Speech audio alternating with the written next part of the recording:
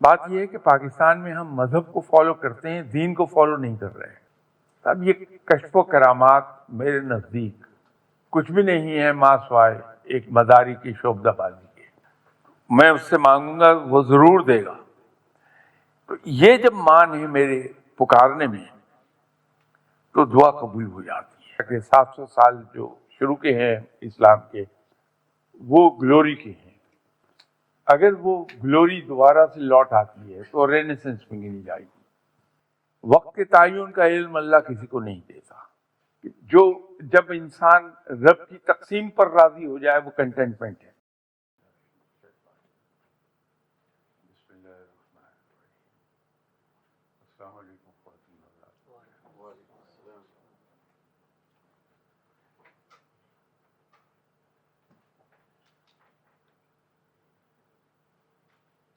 آپ سب کا بے حد شکریہ کہ آپ تشریف لائے۔ مجھے پوری طرح احساس ہے کہ یہاں زندگی تیز رفتار بھی ہے اور مصروف بھی۔ ایسے میں ٹائم نکال کے تشریف لانا میرے لیے تو بہت بڑا احسان ہے آپ کا۔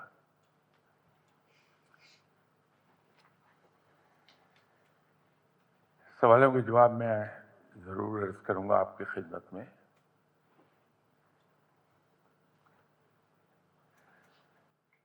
میرا نام کامران ہے۔ میں پوچھنا چاہتا ہوں سر سے کہ تصوف میں اخلاص کیسے پیدا کیا جا سکتا؟ جو اخلاص کے بارے میں آپ نے ارشاد فرمایا،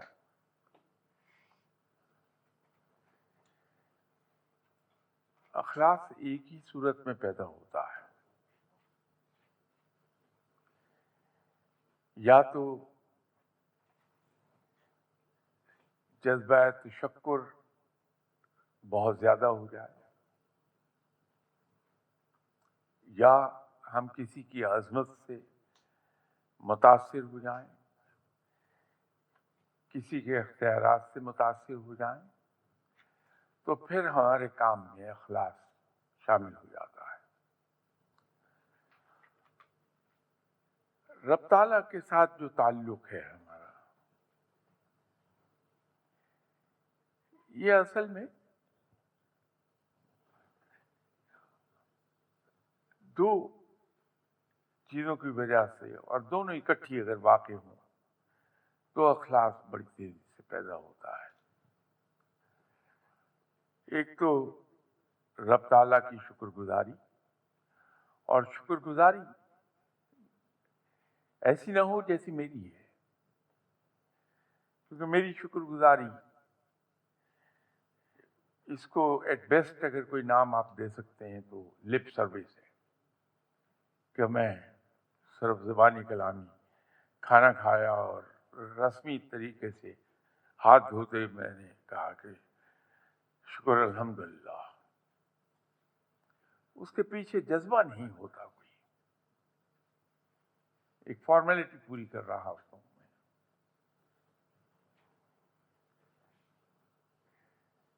اسی طرح میں اکثر بیشتر کہتا ہوا پایا جاؤں گا کہ رب عظیم ترین ہے، اس سے بڑا کوئی نہیں ہے، وہ آل ٹائم پاورفل ہے۔ لیکن اگر کبھی آپ دیکھیے کہ میں اپنے باس کے سامنے کیسے بھیگی بلی بنا ہوتا ہوں، اور نماز تو میں بڑی تیزی سے پڑھتا ہوں کہ 2 منٹ کی بجائے اس کو اگر میں 1 منٹ میں پورا کر لوں تو پھر میں دفتر کا کام کروں، تاکہ میرا باس مجھے ڈنڈے نہیں مارے۔ اسی طرح میں باس کی خدمت کرتا ہوں کہ اس کے ہاتھ میں میری اینول انکریمنٹ ہے، میری پروموشن ہے، میری جاب کی سیکیورٹی اس کے ہاتھ میں ہے۔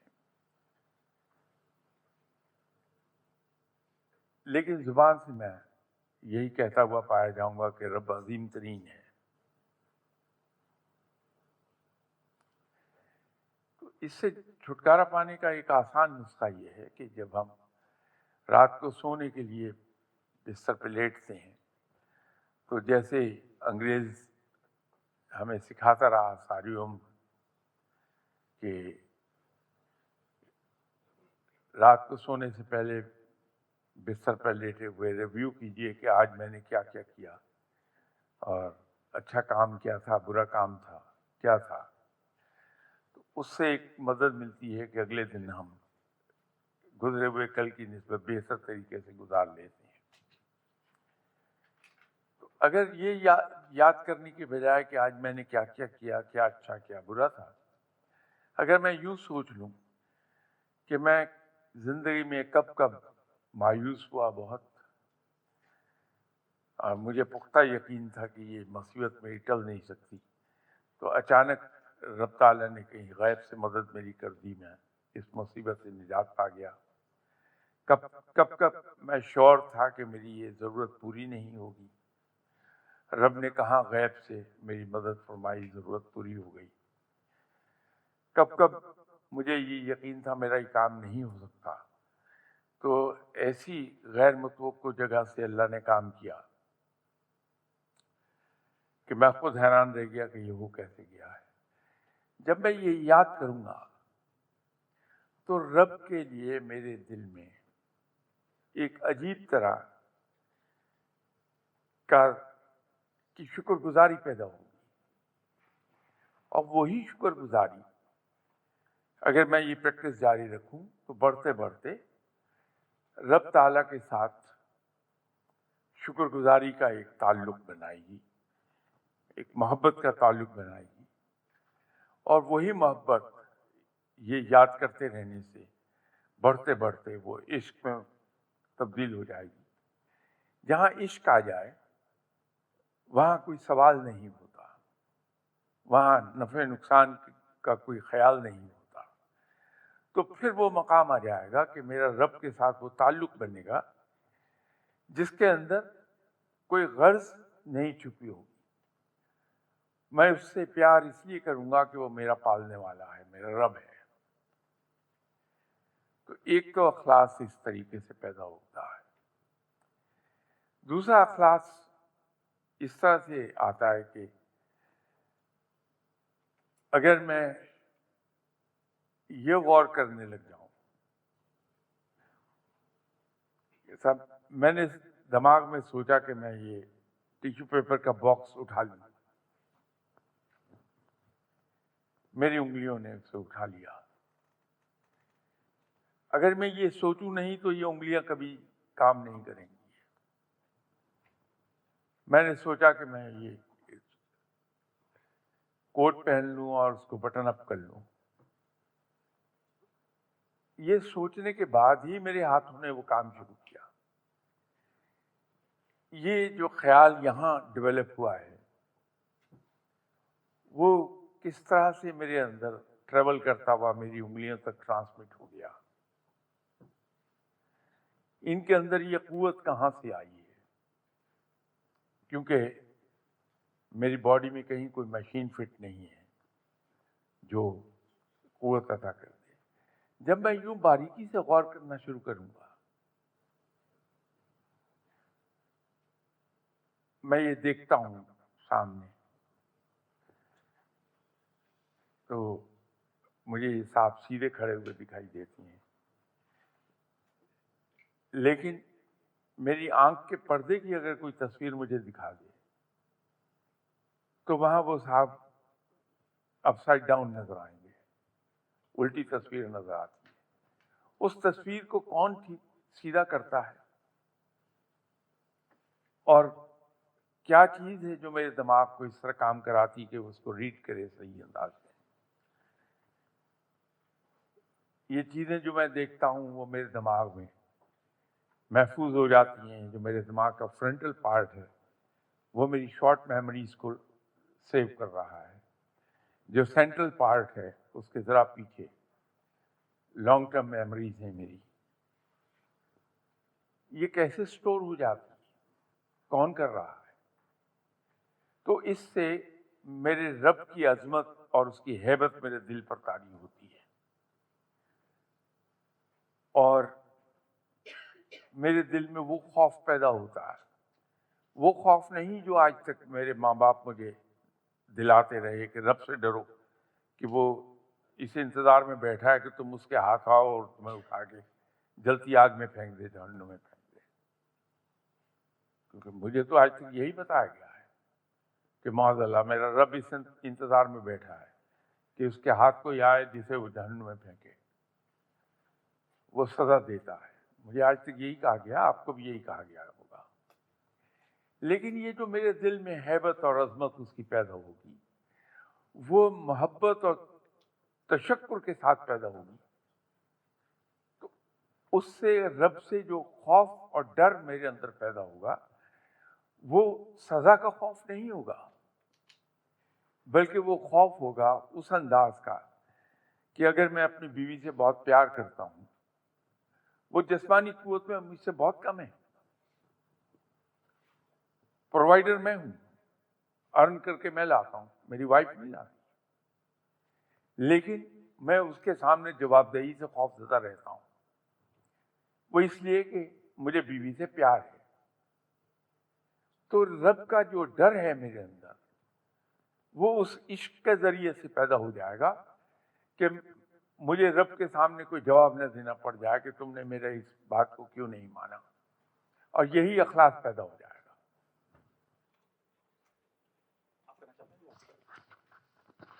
السلام علیکم.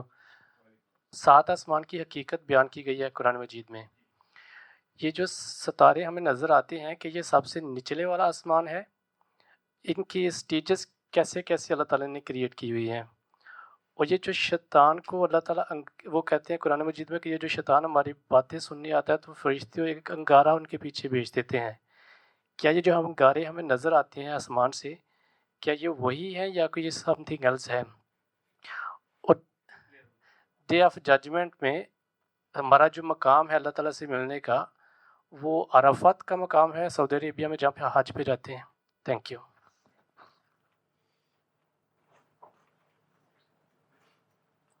سائنس میں ہم ایک تھیوری پڑھتے ہیں جو بگ بینگ کہلاتی ہے، کہ یہ سب چیز سارا میٹر، سائنس تو اس کو میٹر کہتی ہے، ہم اس کو مذہبی طور پر کسی اور چیز میں دیکھتے ہیں، لیکن سائنس اسے میٹر کہتی ہے کہ کائنات میں سوائے میٹر کے اور کچھ نہیں تھا. پھر ایک عظیم دھماکہ ہوا اور اس دھماکے کے نتیجے میں چیزیں بکھر گئیں، اور بکھر کے یہ مختلف چیزیں وجود میں آ گئیں. آسمانوں کے بارے میں سائنس یہ کہتی ہے یہ کچھ نہیں ہے ما سوائے حد نگاہ کے، کہ ہماری نظر کی آخری حد جو ہے وہ ہمیں آسمان نظر آتا ہے. اسی لیے سائنس کا کلیم یہ ہے کہ جو ہم اوپر چڑھتے جائیں گے آسمان ہم سے اسی فاصلے پر رہے گا جو زمین سے نظر آ رہا. یہ سائنس کی تھیوری ہے. سائنس نے بہت خدمت کی انسانیت کی، اس میں شک نہیں، اس سے انکار نہیں کرنا چاہیے. لیکن ہمیں ایک بات یاد رکھنی چاہیے کہ سائنس میں پچھلے کئی ہزار سال سے مختلف تھیوریز پیدا ہوتی چلی گئیں. میں اس کی مثال یوں دیتا ہوں کہ ایک وقت آیا کہ انسان نے یہ کہا کہ سب زمین فلیٹ ہے.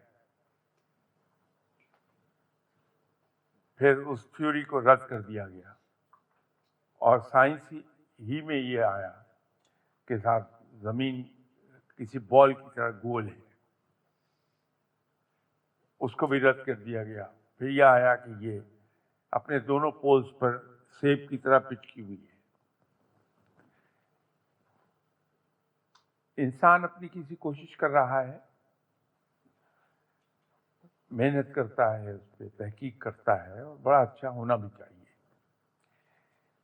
لیکن انسانی عقل اسی طرح محدود ہے جس طرح انسان کا ذہن اور انسان کا جسم.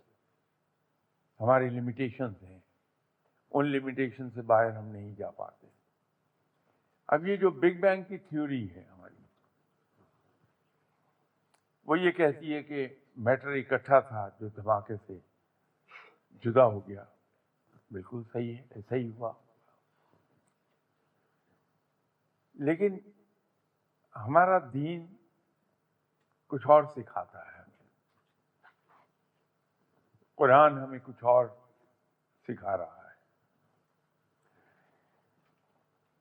جس کو سائنس بگ بینگ کہہ رہی ہے، ہم یہ کہتے ہیں کہ وہ کن فیکن تھا، کہ رب نے کن کہا اور چیزیں وجود میں آ گئی. اب اس پر کئی لوگ یہ سوال کر دیتے ہیں کہ صاحب جب آپ یہ کلیم کرتے ہیں کہ میرا رب جو سوچتا ہے وہ ہو جاتا ہے، تو اس کائنات کو وجود میں آنے کے لیے 6 دن اور 6 راتیں کیوں صرف ہوئی؟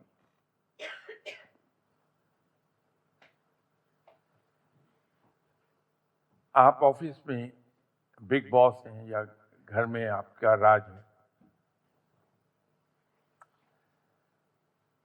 آپ کہتے ہیں یہ کر دو، آپ نے کہہ دیا کر دو، لیکن اس کے کرنے میں وقت صرف ہوتا، پیدائش کے عمل میں وقت صرف ہو جائے گا.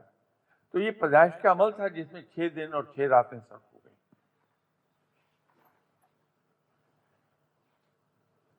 اگر ہم سائنس کی بات کو مانیں کہ بگ بینگ تھا، میٹر دھماکے سے علیحدہ ہوا اور جگہ جگہ چیزیں پھیل گئی، یہ کیسے ممکن تھا؟ پریکٹیکلی ممکن ہی نہیں ہے کہ زمین اس میٹر سے ٹکڑے کے طور پر علیحدہ ہوئی اور وہ سپن کرنے لگ گئی. سپن کرتے ہوئے اس نے گول شکل لے لی، سورج وجود میں آ گیا، چاند وجود میں آ گیا، لیکن ایک دوسرے سے ٹکرا نہیں رہے. وہ اپنی اپنی جگہ وہ گردش کر رہے ہیں. زمین ایکسس کے گرد بھی گھوم رہی ہے اور آربٹ میں بھی گھوم رہی ہے، لیکن نہ وہ اپنے آربٹ سے 1 ملی میٹر آؤٹ ہوتی ہے، نہ اپنے ایکسس سے گھومتی ہوئی اس پہ کوئی فرق آتا ہے. یہ بیلنس کس نے قائم کر دیا اگر دھماکہ تھا وہ؟ اب کشش ثقل جو ہے، گریویٹیشنل فورس، سورج کی اسی نسبت سے زیادہ ہے جس نسبت سے وہ سورج سے بڑا ہے. زمین کی اپنی گریویٹیشنل فورس ہے جو ہمیں اس پر قائم رکھے ہوئے ہے، وہ چاند کی نسبت بہت زیادہ ہے. تو سورج اسے اپنی طرف کیوں نہیں کھینچ لیتا اور چاند کو زمین کیوں نہیں کھینچ لیتی؟ یہ ایک بیلنس ہے جس کو ہم ایکویلیبریم کہتے ہیں. گریویٹیشنل فورس جو ہے وہ اسے اپنی طرف کھینچ رہی ہے. سینٹریفیوگل فورس جو زمین کے گھومنے سے پیدا ہو رہی ہے وہ اس کو سورج سے دور ہٹا رہی ہے. اب گریویٹیشنل فورس اور سینٹریفیوگل فورس کے پیدا ہونے سے 2 قوتیں جنم لے رہی ہیں. ان کا یہ ڈیلیکیٹ بیلنس کیسے ہے کہ نہ سینٹریفیوگل فورس زمین کو سورج سے دور لے جاتی ہے، نہ سورج کی گریویٹیشنل فورس زمین کو اپنی طرف کھینچ لیتی ہے. تو یہ ایک بڑا ڈیلیکیٹ بیلنس ہے جس کو قائم رکھا. جب تک کوئی اسے قائم نہ کرے یہ حادثتاً پیدا نہیں ہو سکتا. در حقیقت زمین پر 2 فورسز ایک وقت میں کام کر رہی ہوتی ہیں. ایک گریویٹیشنل فورس ہے، دوسری فورس وہ ہے جو اس کو کھینچے ہوئے اپنی طرف، سینٹریپیٹل فورس، وہ سینٹریپیٹل فورس کہتے ہیں. ان کا بیلنس قائم کیا ہوا ہے وہ رب تعالیٰ نے کیا ہے. وہاں ہم یہ کہتے ہیں یہ ہمارا رب ہے جس نے یہ ڈیلیکیٹ بیلنس قائم کیا ہے. کیونکہ ستارے وہ پیسز ہیں جو علیحدہ ہوئے چھوٹے چھوٹے، یہ مرتے رہتے ہیں، نئے جنم لیتے رہتے ہیں. اور ان پہ روشنی پڑتی ہے، وہ روشنی ریفلیکٹ کر رہی ہوتی ہے، ان کی اپنی روشنی کوئی نہیں۔ پہلا آسمان جیسے رب نے کہا کہ دھوئیں اور بخارات سے وجود میں آیا ہے اور ہلکے نیلے رنگ کا ہے، اسی طرح اس سے اوپر کے جو آسمان ہیں وہ مختلف رنگوں کے ہیں، وہ ساتوں آسمان اسی طرح قائم ہیں، اور ان کے درمیانی فاصلہ، جیسے جناب حضرت علی کرم اللہ وجہہ نے وجہ سے کسی نے پوچھا تھا کہ زمین اور سورج کا درمیانی فاصلہ کتنا ہے، تو جناب حضرت علی کرم اللہ وجہہ نے جواب دیا تھا کہ اگر ایک عربی گھوڑا 500 سال تک مسلسل دوڑتا رہے تو 500 سال کے بعد وہ سورج پر جا پہنچے گا۔ اس کی آج اگر ہم کیلکولیشن کریں تو پتہ چلتا ہے کہ عربی گھوڑا 22 میل پر آور کی رفتار سے دوڑتا ہے۔ اس کو کیلکولیٹ کر لیجئے 24 آورز میں وہ کتنا طے کر لے گا سفر، ایک مہینے میں کتنا سفر طے کرے گا، اور ایک سال میں کتنا، پھر 5 سال میں کتنا، تو 9 کروڑ 40 لاکھ میل بن جائے گا۔ تو سائنس یہ بتاتی کہ ایوریج ڈسٹینس سورج کا زمین سے 9 کروڑ 40 ہی بنتا ہے۔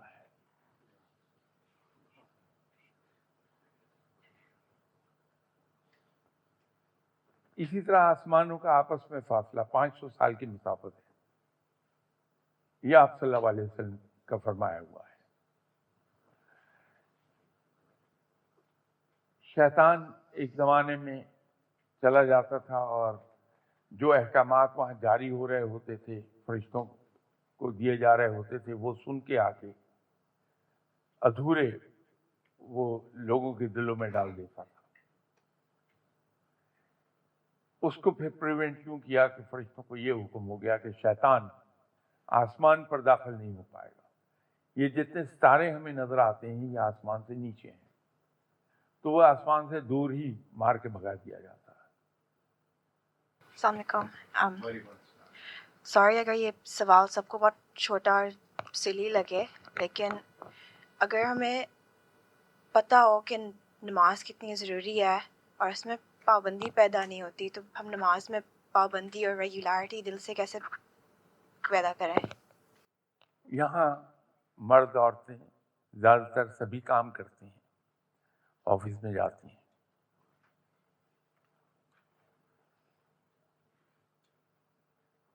کوئی ایکسیپشنل کیس ہوگا جو ڈیوٹی پر اپنی خوشی سے جاتا ہو، ہم مجبوری سے جاتے ہیں، اور وہ مجبوری یہ ہے کہ ہمیں اپنی تنخواہ ارن کرنی ہے، وہاں سے زندہ رکھنے کے لیے ضروری ہے۔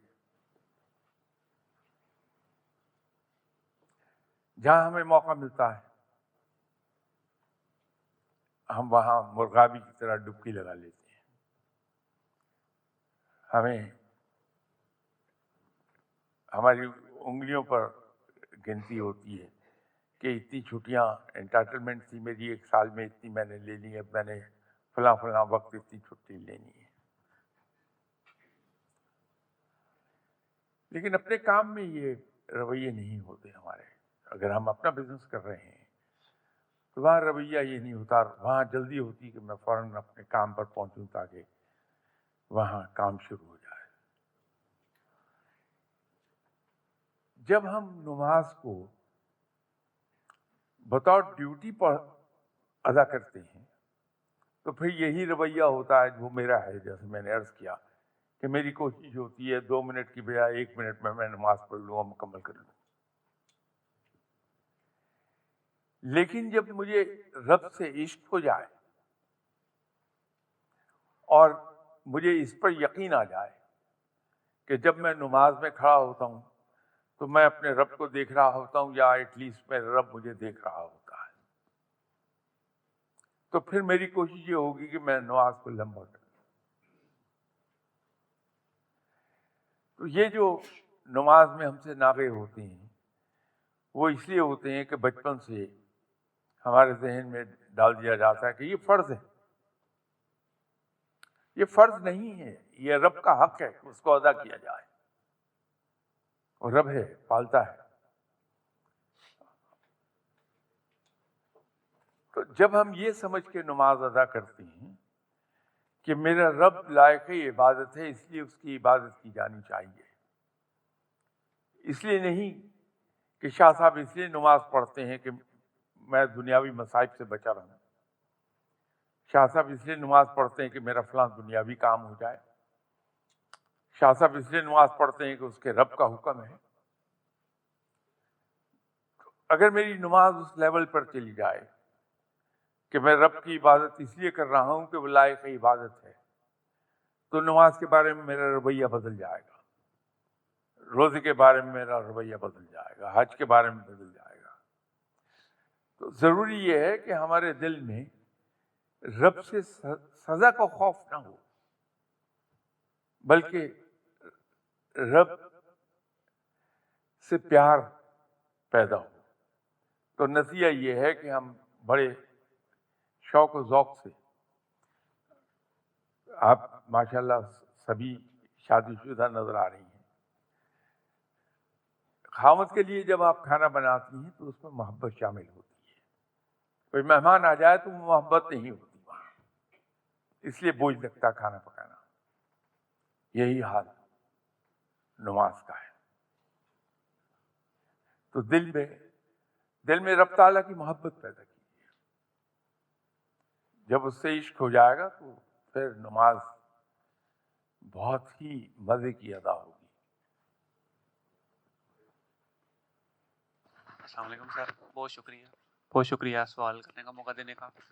سر میرا بنیادی سوال یہ ہے کہ آج کل کے زمانے میں جب ہم دیکھتے ہیں ترقی یافتہ ممالک کو، جیسے چین ہو گیا، جاپان ہو گیا، کورین ہو گئے، تو یہاں پر لوگ کی اکثریت کسی ایک خاص مذہب کو فالو نہیں کرتی. اور اگر ہم دیکھیں تو دنیا میں بڑی اخلاقی بڑی اعلیٰ وہ ہے دنیا میں بھی. اور اس کے نسبت اگر ہم پاکستان میں یا پھر ریلیجیس کنٹریز کو دیکھیں تو وہاں پر مذہب کو بھی فالو کرتے ہیں، لیکن اس کے باوجود اگر کوئی ذرا سا بھی تو تکرار ہو جائے تو وہ ایک نعرہ لگانے کی دیر ہوتی ہے، اور باقی ہمیں پتہ ہے کیا ہوتا ہے. تو آپ کے خیال میں ریلیجن کیوں ضروری ہے آج کل کے دور میں؟ حالانکہ ہم خود سے بھی جو لاز بنا سکتے ہیں ان کو بہتر طریقے سے، اگر رول آف لا بھی ہو تو ایک اچھی زندگی گزار سکتے ہیں، تو ریلیجن ہی کیوں؟ دوسرا سر میرا سوال یہ ہے کہ آج کل جب چونکہ پہلے کتابیں اتنی زیادہ اویلیبل نہیں تھی، آج یہ صحیح بخاری اور مسلم اور حدیث کی جتنی بھی کتابیں ہیں ہمارے فون میں بھی ہیں. جب ہم ان کا مطالعہ کرتے ہیں تو بہت ساری ایسی چیزیں ہیں کہ جو آؤٹ ڈیٹڈ لگتی ہیں، جو ہم دیکھتے ہیں تو وہ کسی بھی طور پہ فٹ ان نہیں بیٹھ سکتی.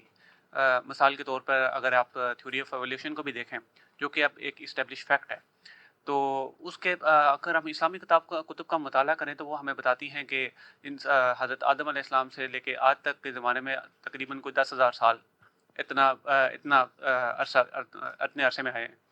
لیکن جب آج ہمیں تقریباً لاکھوں سال پرانے فوسل بھی مل رہے ہیں، بالکل ہماری طرح کے انسان تھے. تو اس طرح کے اور بھی کئی ساری ایسی چیزیں ہیں کہ جو مشکوک بنا دیتی ہیں کہ کیوں ایک ریلیجن کو ہی کیوں فالو کیا جائے. اور تیسرا سر میرا اگر آپ یہ سوال ہے کہ کرامات کے بارے میں اگر آپ ہمیں تھوڑا سا بتا دیں کہ جتنی اولیاء کے بارے میں اور اس طرح کے بارے میں کرامات مشہور ہیں، تو ان کا تو کوئی کسی حساب سے وہ نہیں بن سکتا. بہت شکریہ سر. کیا آپ نے مذہب کے بارے میں بڑا صحیح سوال اٹھایا. بات یہ ہے کہ پاکستان میں ہم مذہب کو فالو کرتے ہیں، دین کو فالو نہیں کر رہے.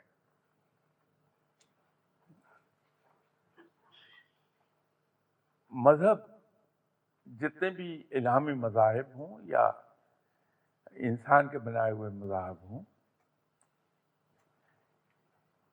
ان سب میں ایک پہلو عبادات کا ہے جس کو ہم حقوق اللہ کہتے ہیں. ہمارا تمام تر زور آج تک حقوق اللہ کی ادائیگی پر رہا ہے، اور وہ بھی چند ایک. اس کا نتیجہ یہ نکلا کہ ہمارے ذہن میں ایک کانسیپٹ یہ پیدا ہو گیا کہ جب ہم مذہب کی بات کرتے ہیں تو ہم عبادات کی بات کر رہے ہیں. ہمارا مذہب نہیں، دین ہے وہ، اور اس پر عمل اسی وقت مکمل ہوتا ہے جب ہم اپنی پوری زندگی کو اس کے احکامات کے مطابق ڈھال لیں۔ جب میں اپنی زندگی کو دین کے مطابق ڈھالتا ہوں تو امیگریشن ڈیسک پر آ کے میں کبھی یہ نہیں کہتا کہ نہیں صاحب میں تو قادیانی ہوں، تو میری جان کو وہاں خطرہ ہے، اس لیے مجھے ملک میں آ جانے دیا جائے۔ جو صحیح مسلمان ہے وہ تو یہ کہتا ہے کہ صاحب میں آیا ہوں یہاں، میں نے روٹی کمانی ہے، آپ کا دل چاہے تو مجھے لیو ٹو اسٹے دے دیجیے، لیو ٹو انٹر دے دیجیے، دل چاہے مت دیجیے، جھوٹ نہیں بولوں گا۔ تو یہ تو ایک مثال دی۔ تو دین کے تمام احکامات پر جب ہم عمل کرتے ہیں تو ہم پورے دین میں داخل ہو جاتے ہیں۔ ہمارا مسئلہ یہ چل رہا ہے کہ ہم نے مذہب کو عبادات تک محدود کر لیا۔ نتیجہ یہ ہے کہ اس میں بھی ہم پورے نہیں اتر پا رہے۔ آپ کو بے شمار لوگ ملیں گے یہ کہتے ہوئے کہ صاحب میں 5 وقت کی نماز بھی پڑھتا ہوں، روزہ بھی رکھتا ہوں، پھر بھی مشکلیں آتی ہیں مجھ پر۔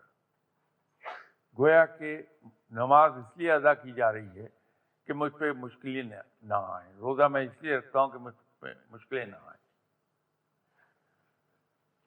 یہ سمجھنا بڑا ضروری ہے کہ اسلام دین ہے، مذہب نہیں ہے، اور اس میں ہمیں پورے کا پورا داخل ہونا پڑے گا۔ ہمارے سونا، اٹھنا، بیٹھنا، قدم اٹھانا، واش روم میں جانا، سب اسی دین کے ماتحت ہوگا، اس کی دعائیں باقاعدہ موجود ہیں۔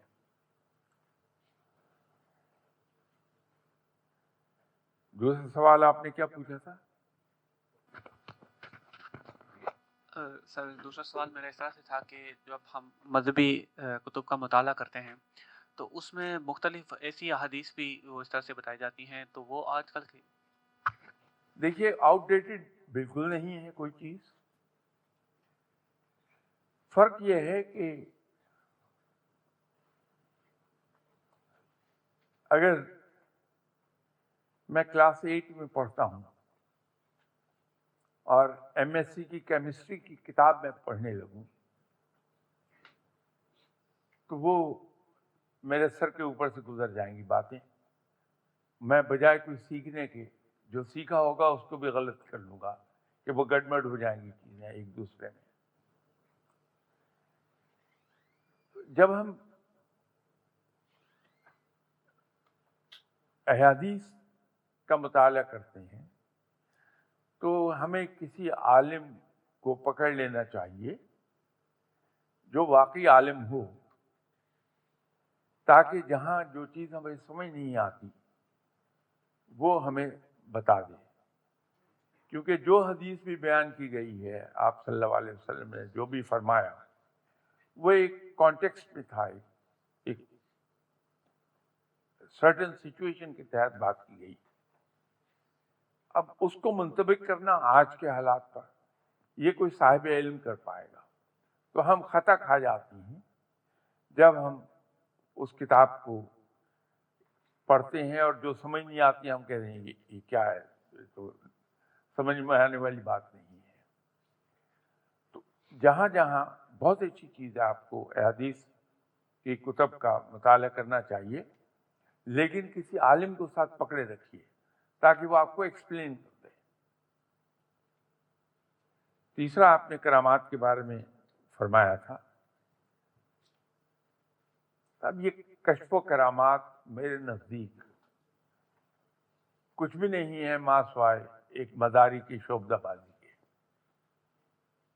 یہ ہماری بد نصیبی ہے کہ جو اولیاء کرام گزرے ہیں ان کے مریدین نے ان کے بارے میں جب کتابیں لکھی تو اس کے اندر اتنی مبالغہ آرائی کر دی ایک دوسرے کے مقابلے میں۔ اگر آپ نے اپنے مرشد صاحب کے بارے میں کتاب لکھی کہ صاحب میرے مرشد تو ہوا میں 1 فٹ اوپر اڑا کرتے تھے، میں نے آپ کی عزت میں اپنے مرشد کو 10 فٹ اونچا اڑا دیا، کسی اور صاحب نے ان کو 50 فٹ اونچا اڑا دیا، اگر ان اولیاء کرام کی لکھی ہوئی اپنی کتابیں پڑھیں آپ کو حیرت ہوگی کہ وہاں کشف و کرامات کا کہیں کوئی ذکر نہیں ہے، وہاں تعلیمات ہیں. یہ میں نے اور آپ نے عقیدت کے ماروں نے یہ چیزیں لکھ دی ہیں، ان کو اگنور کر دیجیے. آپ صرف ان اولیاء کرام کی تعلیمات کو دیکھیے، باقی جو کچھ یہ کہانیاں ملتی ہیں ان کو ایک طرف کر دیجیے. یہ اس کا ایک پہلو ہے. اس کا دوسرا پہلو اور بھی ہے، وہ بڑا پازیٹیو ہے. وہ یہ ہے کہ جو عقل مند اور سمجھدار لوگ تھے جن کے پاس اسٹریٹ وزڈم بہت تھی،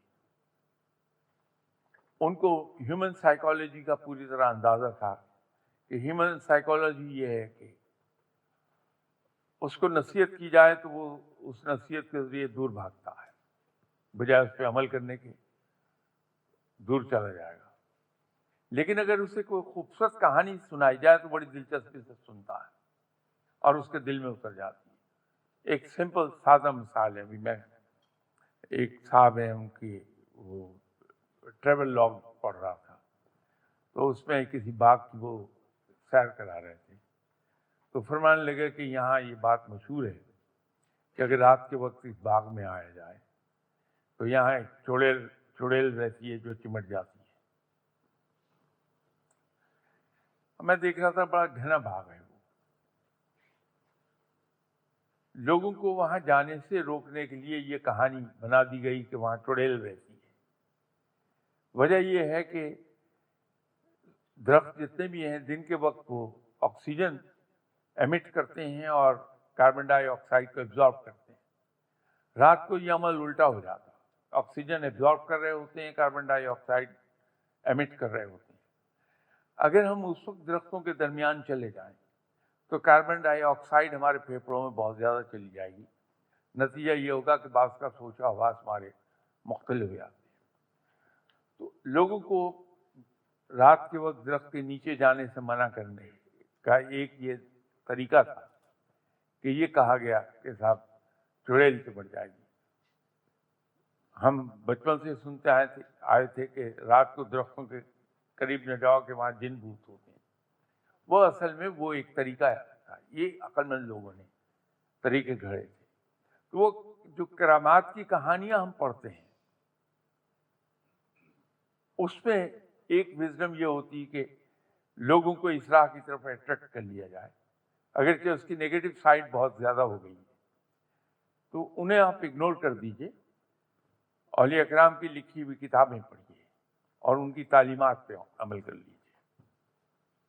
السلام علیکم شاہ صاحب. شاہ صاحب پہلے تو میں ارشد کی طرف سے سلام بھیج رہی ہوں، وہ آج نہ نہیں سکے، آج ان کی طبیعت ٹھیک نہیں تھی. تو سوال میرا یہ ہے کہ بہت بڑے بڑے شخصیات ہیں جیسے کہ مولانا روم ہیں اور داتا صاحب ہیں، میاں میر صاحب. تو سننے میں آیا کہ داتا صاحب جو ہیں وہ انٹرنیشنل فگر ہیں. تو میرا سوال یہ ہے کہ یہ جب کہتے ہیں کہ یہ انٹرنیشنل فگر ہیں تو یہ کس لحاظ سے انٹرنیشنل فگر ہیں؟ مطلب in what way makes them international figure? جیسے اگر تو مولانا روم میں نے صرف داتا صاحب کے حوالے سے سنا ہے کہ انٹرنیشنل فگر ہیں، تو یہ بس مجھے تھوڑا ایکسپلین کر دیجیے. جزاک اللہ خیر. ان کے ماننے والے پوری دنیا میں ہیں، دیٹ پہ آپ ان کو کہہ لیجیے کہ انٹرنیشنل فگر ہیں. وہ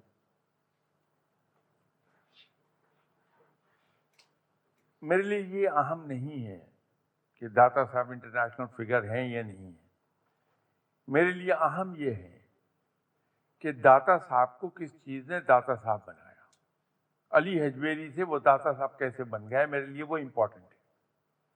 اگر وہ نقطہ میں دیکھ لوں، اس نقطے کو پکڑ کہ ایک بندہ جو زندگی میں ایک کٹیا میں رہتا تھا، لباس بھی کوئی بہت زیادہ امیرانہ نہیں تھا، کھانا بھی بہت زیادہ امیرانہ نہیں تھا، وہ دنیا سے چلا گیا. بندہ 970 سال سے زیادہ وقت گزر گیا،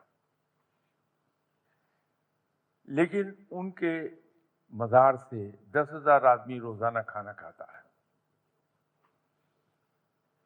970 ایئرز گزر جانے کے باوجود بڑے سے بڑا آدمی وہاں جاتا ہے اور الٹے پاؤں واپس آتا ہے، کمر ادھر کو نہیں کر کے چلتا۔ اس مقام پر کیا چیز علی حجویری صاحب کو لے گئی کہ داتا کہلانے لگے؟ میرے لیے امپورٹنٹ وہ ہونا چاہیے تاکہ میں اس پوائنٹ کو پکڑ کے خود میں داتا بن جاؤں۔ میں تو شاید اس کو اس اینگل سے دیکھوں کہ ان کے اندر کیا چیز تھی، انہوں نے کیا ایسا کام کیا کہ وہ علی حجویری سے داتا صاحب بن گئے۔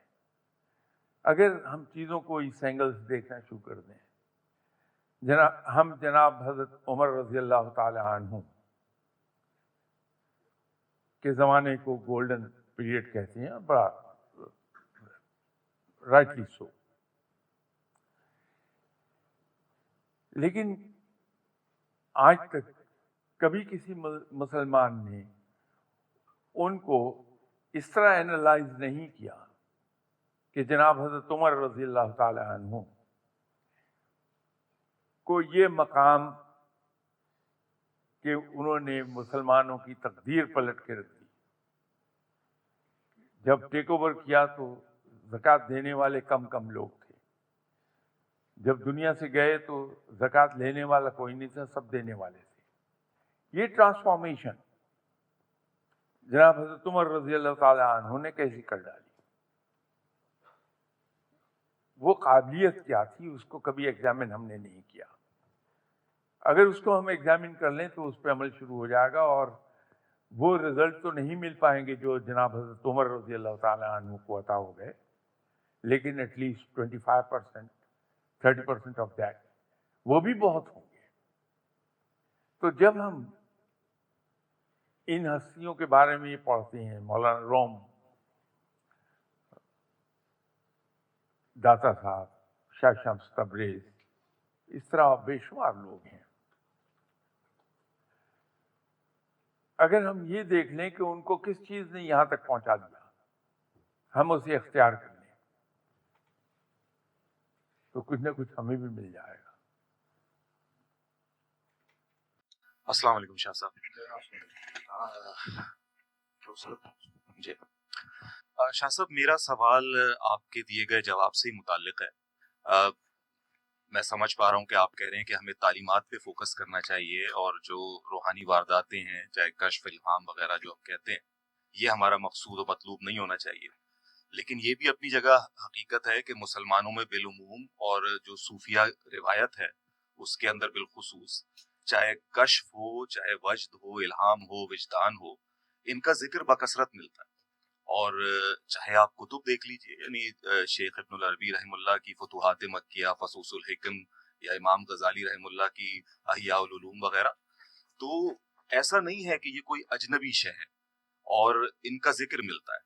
جبکہ آج جو جدید دور میں کچھ اہل علم ہیں وہ کہتے ہیں کہ یہ سوائے ہلوسینیشن کے اور کوئی چیز نہیں ہے۔ یعنی آپ کو کشف ہو رہا ہے، آپ کہہ رہے ہیں جی مجھے الہام ملتا ہے، مجھے کوئی سب جو ہے نا فرشتوں سے ملاقات ہوئی ہے، میری فلاں بزرگ سے ملاقات ہوئی ہے، یہ سوائے ہلوسینیشن کے اور کچھ نہیں ہے۔ اور اس کے حق میں وہ ایک دلیل ایک صحیح حدیث سے لاتے ہیں کہ جس میں یہ کہا جاتا ہے کہ نبوت ختم ہو گئی اپنی اصل کے ساتھ اور صرف مبشرات باقی رہ گئے۔ اور جب صحابہ رضی اللہ عنہ اجمعین نے یہ سوال کیا کہ بھئی مبشرات سے کیا مراد ہے، تو ارشاد ہوا کہ اچھے خواب۔ تو گویا خواب کے علاوہ جتنی بھی چیزیں ہیں، چاہے وہ الہام ہو، وجدان ہو وغیرہ، تو وہ جو ہے وہ ختم ہو گئی ہیں۔ اس بارے میں پلیز وضاحت کیجیے گا۔ آج اگر ہم اپنے ارد گرد دیکھتے ہیں تو آپ کو بہت لوگ ایسے مل جائیں گے جو میری طرح دکان سجا کے بیٹھے ہیں، ڈھونگ رچایا ہوا ہے، اور لوگ وہاں جا کے گمراہ ہوتے ہیں۔ یہ لوگ کس طرح ادھر کو اٹریکٹ ہو جاتے ہیں؟ صرف ایک بات سے، کشف و کرامات کی کہانیاں پڑھ پڑھ کے۔ رب کو یاد کرتا ہے کوئی، اس لیے نہیں یاد کرتا کہ وہ میرا رب ہے، اس لیے وظیفے پڑھتا ہے، چلے کاٹتا ہے کہ مجھے کشف و کرامات حاصل ہو جائیں۔ मकसूद बदल गया ना। तो असल चीज से फोकस हटा दिया किस चीज ने? इस कश्फ व करामात की कहानियों ने। मैं इसके खिलाफ बिल्कुल नहीं हूं,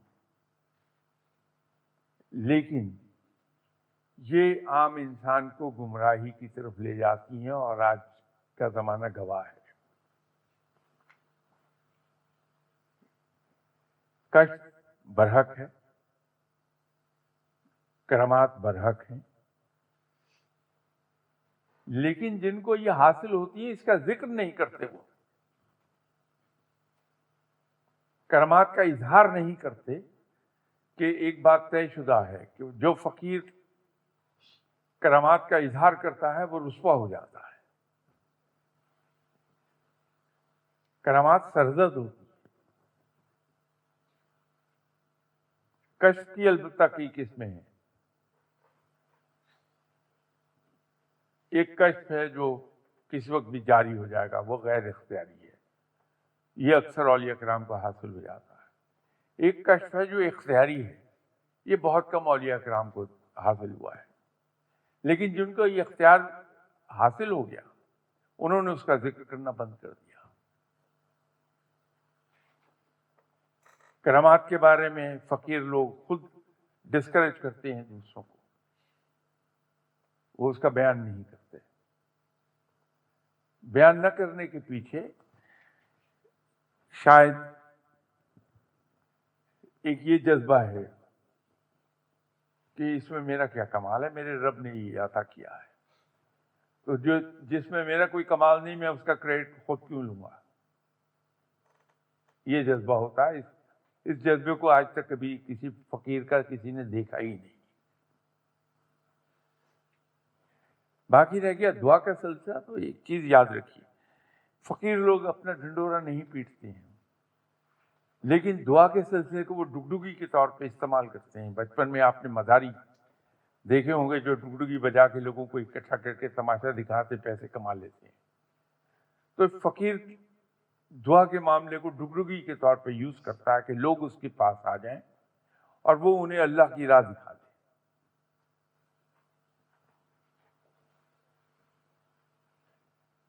तो ये कश्फ व करामात गुमराही का सबब तो बन रही हैं मुसलमान उम्मा में, सीधे रास्ते पर नहीं ले जा रही। इससे इनकार मत कीजिए, इनका वजूद है। बहुत लोग गुजरे जिनको अल्लाह ने ये सब अता फरमाया, लेकिन इसका ढिंडोरा पीटना खल्क़े खुदा को गुमराह करता है। और जो हो रहा है वो आपके सामने है। मैं इसलिए इसको इस अंदाज में अर्ज कर रहा था। मकसद किसी वली अल्लाह की तौहीन करना नहीं था, अल्लाह ताला मुझे माफ़ फरमाए। मैं ख्वाब में भी नहीं सोच सकता ये, इसलिए कि मैं तो खुद उनके पास हाजिरी देने वालों में से हूँ। कंफ्यूज हो रहे हैं हम। इस्लाम तो हमारा मजहब हो गया, लेकिन दीन को अब समझने के लिए दीन क्यों नहीं सादा सिंपल था, हम समझ जाते। अब कहाँ से आलम को ढूंढा जाए? आप कोई रेफर करेंगे? क्योंकि आलम ने तो वो हमें कुछ उल्टे ही रास्ते पे लगा दिया। ये कंफ्यूजिंग है शाह साहब। दीन को सादा या तो रखना चाहिए था अल्लाह ताला को कि हम आसानी से समझते। ये तो आलम के चक्कर में आप डाल रहे हैं। आलम कहाँ से लेके आएंगे? दूसरा वो मौलाना रोम, एक बाजी ने कहा इंटरनेशनल, मेरे ख्याल में मौलाना रोम दाता को तो इंटरनेशनली, मौलाना रोम को तो सारे समझ रहे हैं, उनकी सहींस वगैरह और पार्लियामेंट तक, तो वो ज्यादा नहीं है मौलाना रोम से हम बैठे कर रहे हैं। दाता की तो इतनी नहीं है, वो तो ख्वाजा गरीब नवाज उन्हें कह गया तो सारा कुछ, या आपको वहां से इनामात मिलते होंगे। शाह साहब इसमें क्लियर ये है। देखिए, मुझसे आपने आलम का पता पूछा कि मैं आपको आलम बता दूं। 1974 में मेरा रूटीन ये था कि सुबह 8 बजे से 8 बजे तक, रात 8 बजे तक काम करता था। तो आता था तो अपनी वालदा के कमरे में थोड़ी देर गुजारता था। تو میں ایک رات والدہ کے کمرے میں گیا تو وہاں پی ٹی وی چل رہا تھا. اس زمانے میں صرف پی ٹی وی ہوتا تھا. اس پر معین اختر صاحب ایک جوک سنا رہے تھے کہ ایک غریب آدمی اپنی بھوک مٹانے کے لیے بازار میں گیا اور تربوز خرید لایا. تربوز کو کاٹا تو اس سے ایک جن برآمد ہو گیا. تو جن نے کہا کہ اب تم نے مجھے آزاد کر لیا, بتاؤ تمہارے لیے کیا کروں. تو غریب آدمی نے سوچا کہ میری سب سے بڑی ضرورت مکان ہے. تو اس نے کہا کہ ایک عالیشان مکان بنا دو. تو جن نے پلٹ کے کہا کہ ابے پاگل ہوا ہے, اگر جن میں مکان بنا سکتا ہوتا تو خود تربوز میں رہتا.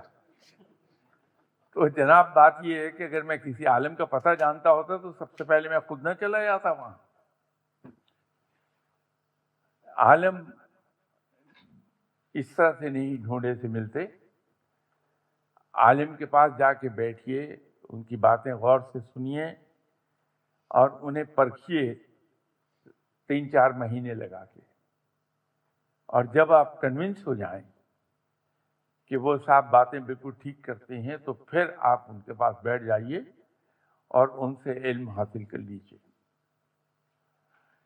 جہاں تک موازنے کی بات ہے کہ جناب مولانا روم بڑے ہیں کہ داتا صاحب بڑے ہیں, بات یہ ہے کہ یہ سوال آپ نے ایک بہت چھوٹے آدمی سے پوچھ لیا.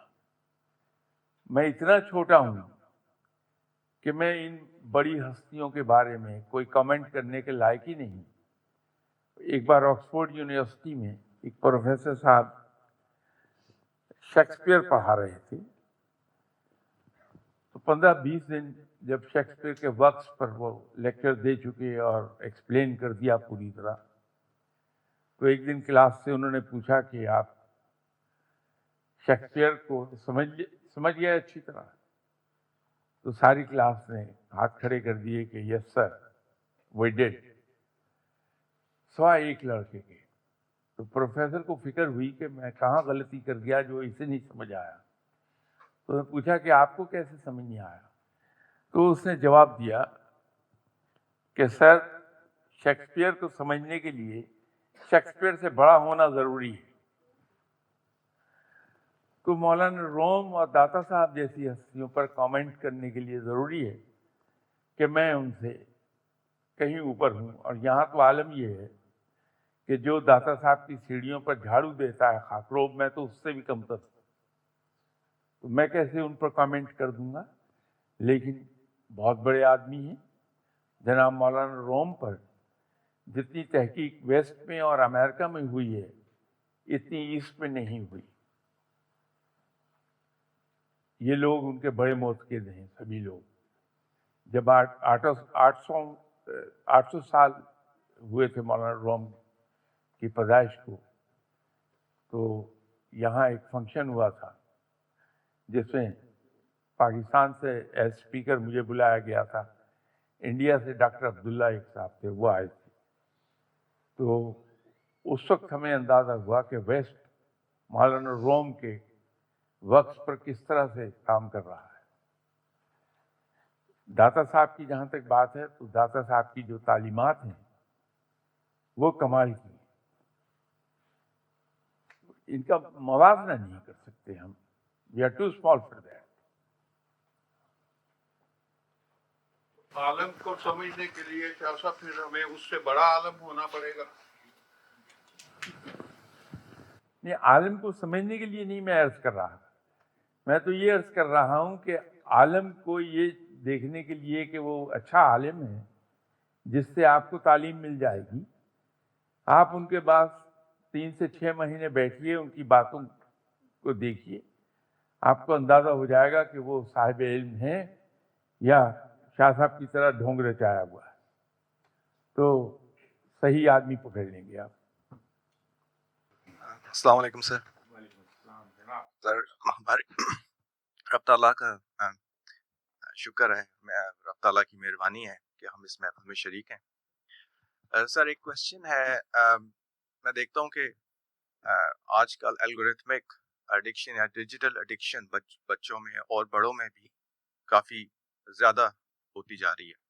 اس کے بارے میں آپ کچھ فرما دیجئے اور دوسرا آپ ریسرچ اور تحقیق پہ بہت زور دیتے ہیں، اور اگر آپ قرآن کے حوالے سے، اس زمانے کے حوالے سے اگر آپ کچھ اینگلز یا قرآن کی تحقیق کے بارے میں فرما دیجیے، وہ بھی will be obliged. Thank you. کچھ ایڈکشنز پازیٹیو ہوتی ہیں اگر وہ حد سے نہ بڑھ جائیں تو اس کے بڑے پازیٹیو رزلٹ آتے ہیں. اگر ہم بچوں کو اس طرف راغب نہیں کریں گے ان علوم کی طرف تو ہم پیچھے رہ جائیں گے، جو کہ ہم پیچھے رہ گئے. تو ایک لمٹ کے اندر رکھیے بچوں کو اور ان کو ادھر کو جانے دیجیے آزادی کے ساتھ، اس کا بڑا اچھا رزلٹ آئے گا کہ ان کے پاس علم آئے نہ آئے معلومات ضرور اکٹھی ہوتی چلی جائیں گی. یہ میں نے اس لیے دو باتیں کہیں کہ علم آئے یا نہ آئے معلومات ضرور اکٹھی ہو جائیں گی، کہ جب تک کوئی علم ہماری زندگی کے رویوں کو بدل نہ دے وہ معلومات رہتی ہیں، لیکن جب وہی معلومات ہماری زندگی کے رویوں کو چینج کر دیں وہ علم بن جاتی ہے. تو یہ علم کے جو ذرائع نئے پیدا ہو رہے ہیں ادھر تو بچوں کو راغب کرنا چاہیے بجائے اس کے کہ ہم روکیں. وہ ایڈکشن اس لیے بنتی ہے، آپ نے جو لفظ استعمال کیا بڑا صحیح کیا. ایڈکشن اس طرح بنتی ہے کہ انسان تن آسان پیدا ہوا ہے، تن آسانی کی طرف جاتا ہے. تو جب بچہ ماں کو ڈسٹرب کرتا ہے تو وہ کارٹون لگا کے اپنا موبائل اس کے ہاتھ میں دے دی کہ اب تم اپنے کام پہ لگے رہو، میں آزاد ہوں. تو یوں بچہ دن بدن ایڈکٹ ہوتا جاتا ہے. یہ کام نہ کیجیے، بچے کو ایک حد کے اندر رکھیے اور اس کو معلومات دنیا بھر سے اکٹھی کرنے دیجیے تھرو انٹرنیٹ. جہاں تک آپ کے سوال کے دوسرا حصہ ہے، میں یقینی طور پر بڑی شدت سے اس چیز کا قائل ہوں کہ مسلمانوں نے جو ترقی کی تھی، مسلمانوں کی 1450 سالہ ہسٹری کو ہم دو حصوں میں آسانی سے تقسیم کر سکتے ہیں. ایک پہلے 700 سال ہیں ہمارے، اور ایک اس کے بعد کے 750 سال ہیں. شروع کے جو 700 سال ہیں مسلمانوں کے، اس میں جناب حضرت ابوبکر صدیق رضی اللہ تعالی عنہ، ان کا جو دور حکومت تھا وہ مختلف سورشیں سر اٹھا رہی تھیں، مسلمانوں کے رویوں میں فرق آ رہا تھا. اس کو ٹھیک کرتے کرتے گزر گیا. جناب حضرت عمر رضی اللہ تعالیٰ عنہ کا 10.5 سال کا جو دور حکومت ہے اس میں البتہ ترقی ہوئی اور بے پناہ ترقی ہوئی. اس طرح سے کہ 220 مربع میل روز 220 اسکوائر مائلز علاقہ ہماری سلطنت میں شامل ہو رہا تھا. حضرت عثمان غنی رضی اللہ تعالی عنہ، ان کی خدمات ہیں دین کے بارے میں بہت، ایون ایز امیر المومنین ان کی ایک بہت بڑی خدمت ہے جس کو ہم اگنور کر جاتے ہیں، کہ جناب حضرت عثمان غنی رضی اللہ تعالی عنہ نے اسلام کے لیے اور مسلمانوں کی سہولتوں کے لیے جتنا اپنا پیسہ خرچ کیا، جتنی دولت اپنی خرچ کی ہے، وہ چاروں خلفاء راشدین مل جائیں تو وہ پھر بھی ان سے زیادہ ہے. بہت بڑی خدمت کی ہے جناب حضرت عثمان غنی رضی اللہ تعالیٰ نے. پھر یہ جو قرآن پاک آج تک محفوظ ہے، اس کے سلسلے میں ایک خدمت ایسی ہے جو کم لوگوں کے علم میں ہے، کہ چونکہ سلطنت بہت وسیع ہو گئی تھی، مصر، شام یہ سب شامل ہو گیا تھا. ان سب جگہوں پہ بولی تو عربی جاتی تھی لیکن ڈائلیکٹ فرق تھا. تو جناب عثمان غنی رضی اللہ تعالی عنہ نے یہ حکم جاری فرمایا کہ قرآن پاک کی تلاوت کی جائے گی لیکن اس ڈائلیکٹ اور ایکسنٹ کے ساتھ جو اہل قریش کا ہے، تاکہ قرآن کے الفاظ تبدیل نہ ہونے پائیں.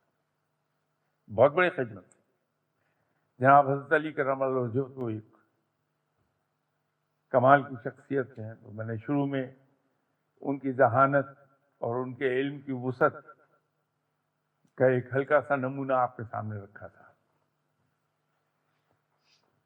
اس کے بعد ہمارے یہاں چونکہ دولت کی فراوانی آئی تو پھر ہمارے یہاں تحقیق کا کام شروع ہوا اور بڑی تیزی کے ساتھ ہم نئی نئی ایجادات کی طرف چلے گئے. یوں مسلمان دنیا پر حاوی ہوتے چلے گئے کہ ویسٹ کو جس سے آج ہم علم کی روشنی لیتے ہیں ان کو ہم علم کی روشنی بانٹتے رہے. وہ صرف اسی وجہ سے تھی کہ ہمارے یہاں ریسرچ اینڈ ڈیولپمنٹ پر بڑا کام تھا. قرآن پاک پر ریسرچ اینڈ ڈیولپمنٹ بہت ہو رہی ہے, بہت دنیا اس پہ کام کرتی ہے. میں تو کوئی عالم ہوں نہیں, ایسی سڑک پر جوتے چٹکانے والا انسان ہوں, لیکن بڑے بڑے لوگ پڑھے ہیں. آپ ان کی تحقیقات کو پڑھیں گے آپ کو حیرت ہوگی. انہیں آپ پڑھیے اور بہت کچھ حاصل ہوگا انشاءاللہ. میرا بہت چھوٹا سا کوشچن ہے کہ قضاء نماز کے بارے میں آپ کا کیا خیال ہے کہ قضاء نماز کہ اپنی فرض نماز کے ساتھ آپ اپنی پچھلی قضاء نماز ادا کر سکتے ہیں؟ بی بات یہ ہے کہ اس قسم کے فتوے دینے کا اہل نہیں ہوں میں. جو لوگ فتویٰ دینے کے اہل ہوتے ہیں انہوں نے 14 مختلف علوم کو ماسٹر کیا ہوتا ہے درس نظامی کے علاوہ. پھر وہ اس چیز کے اہل ہوتے ہیں کہ وہ کوئی فتویٰ دے سکتے ہیں. علماء کا اس پر تھوڑا سا اختلاف ہے. کچھ علماء یہ کہتے ہیں کہ ایک قضا نماز ادا کرتے ہیں تو باقی نمازیں ادا ہوگی. کچھ علماء یہ کہتے ہیں کہ آپ کو تمام قضا نمازیں ادا کرنا ہے. میرے خیال میں سب میں محتاط رویہ یہ ہوگا کہ ہم ہر نماز کے ساتھ ایک ایڈیشنل نماز پڑھ لیں, یہ نیت کر کے کہ یہ قضا ہے. فجر کی آج صبح اگر میں نے نماز پڑھی ہے تو میں یہ نیت کر کے ایک نماز اور پڑھ لوں, لیکن وقت کے اندر بے وقت نہ ہو رہا ہو معاملہ, کہ جو میں نے نہیں نمازیں پڑھی فجر کی ان میں سے ایک نماز میں ادا کر رہا ہوں. یہ زیادہ محتاط ہے. اس سے ہمارا اطمینان بہت ہو جائے گا. میرے تو خیال میں یہ زیادہ بہتر طریقہ ہے. شاہ صاحب میرا سوال بچوں کی تربیت سے ریلیٹڈ ہے ویسٹرن کنٹریز میں, کہ ماں باپ کی ترجیحات کیا ہونی چاہیے, ماں باپ کی ذمہ داریاں کیا ہیں ایک بچوں کے مستقبل میں ویسٹرن کنٹریز میں رہتے ہوئے, کہ ان کو ایک اچھا مسلمان اور ایک اچھا انسان بنایا جائے. تو اس پہ تھوڑا سا مشورہ دیں. شکریہ. جب تک بچہ بالغ نہیں ہوتا اس کے اعمال کی ذمہ داری اس کے ماں باپ پر ہے. ان کی صحیح تعلیم و تربیت ماں باپ کی ڈیوٹی ہے اور اسے ادا کیا جانا چاہیے. اب سوال یہ ہے کہ اگر ہم سمندر میں رہ رہے ہیں,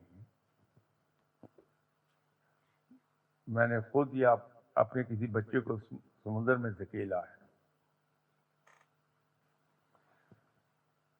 اگر وہ سمندری مخلوق سے بچ بھی جائے, ڈوبنے سے بھی بچ جائے, تو کم از کم اس کے کپڑے گیلے ضرور ہوں گے. اگر ہم اس معاشرے میں رہتے ہیں, یہ معاشرہ بڑا اچھا ہے, میں یہ نہیں کہوں گا کہ یہ برا ہے, ان کے اندر بے شمار اچھائیاں ہیں. وہ تمام اچھائیاں جو ایک مسلمان میں ہونی چاہیے وہ ان میں موجود ہیں. لیکن along side that एक डाउन साइड भी है छोटी सी इनकी, उनसे बचाना है बच्चे को। ये बच्चे के साथ ज्यादती हो जाएगी अगर हम उससे ये तवक्को रखें कि समुंदर में रहने के बावजूद कपड़े उसके गीले नहीं होंगे, कुछ ना कुछ असर जरूर आएगा। अब यहाँ पर एक लड़ाई है जो कांस्टेंट लड़ाई चलेगी, वो है उसका माहौल जिसमें वो बाहर रह रहा है और आपकी तरबियत के अंदर हम पाकिस्तानियों का एक खास रवैया है और वो रवैया है नसीहतों का। Every 2 minutes we dish out an advice to our children. ये उनको बागी करने का एक आसान तरीका है, या दूसरा तरीका है डांट डपट का, जबर का। ये दोनों ही गलत हैं। अगर हम बच्चे के साथ दोस्त हो जाएंगे और बजाय नसीहत करने के सजेस्टिव हो जाएंगे, कि चीजों को सजेस्ट करें, बच्चा बड़ी जल्दी पिक करेगा। इससे भी बड़ी एक बात है, यह हमारी गलतफहमी है कि बच्चा सिखाने से सीखता है। सिखाने से नहीं सीखता बिल्कुल, वो थ्रू ऑब्जर्वेशन सीखता है। तो जो कुछ वो हमें अपने घर में करते हुए देखता है वही वो करने लग जाता है। तो अगर आपने कहा कि एक अच्छा मुसलमान और एक अच्छा इंसान, तो मैं ये अर्ज करना चाहूँगा कि जो अच्छा मुसलमान है वो लामहला अच्छा इंसान ज़रूर होता है।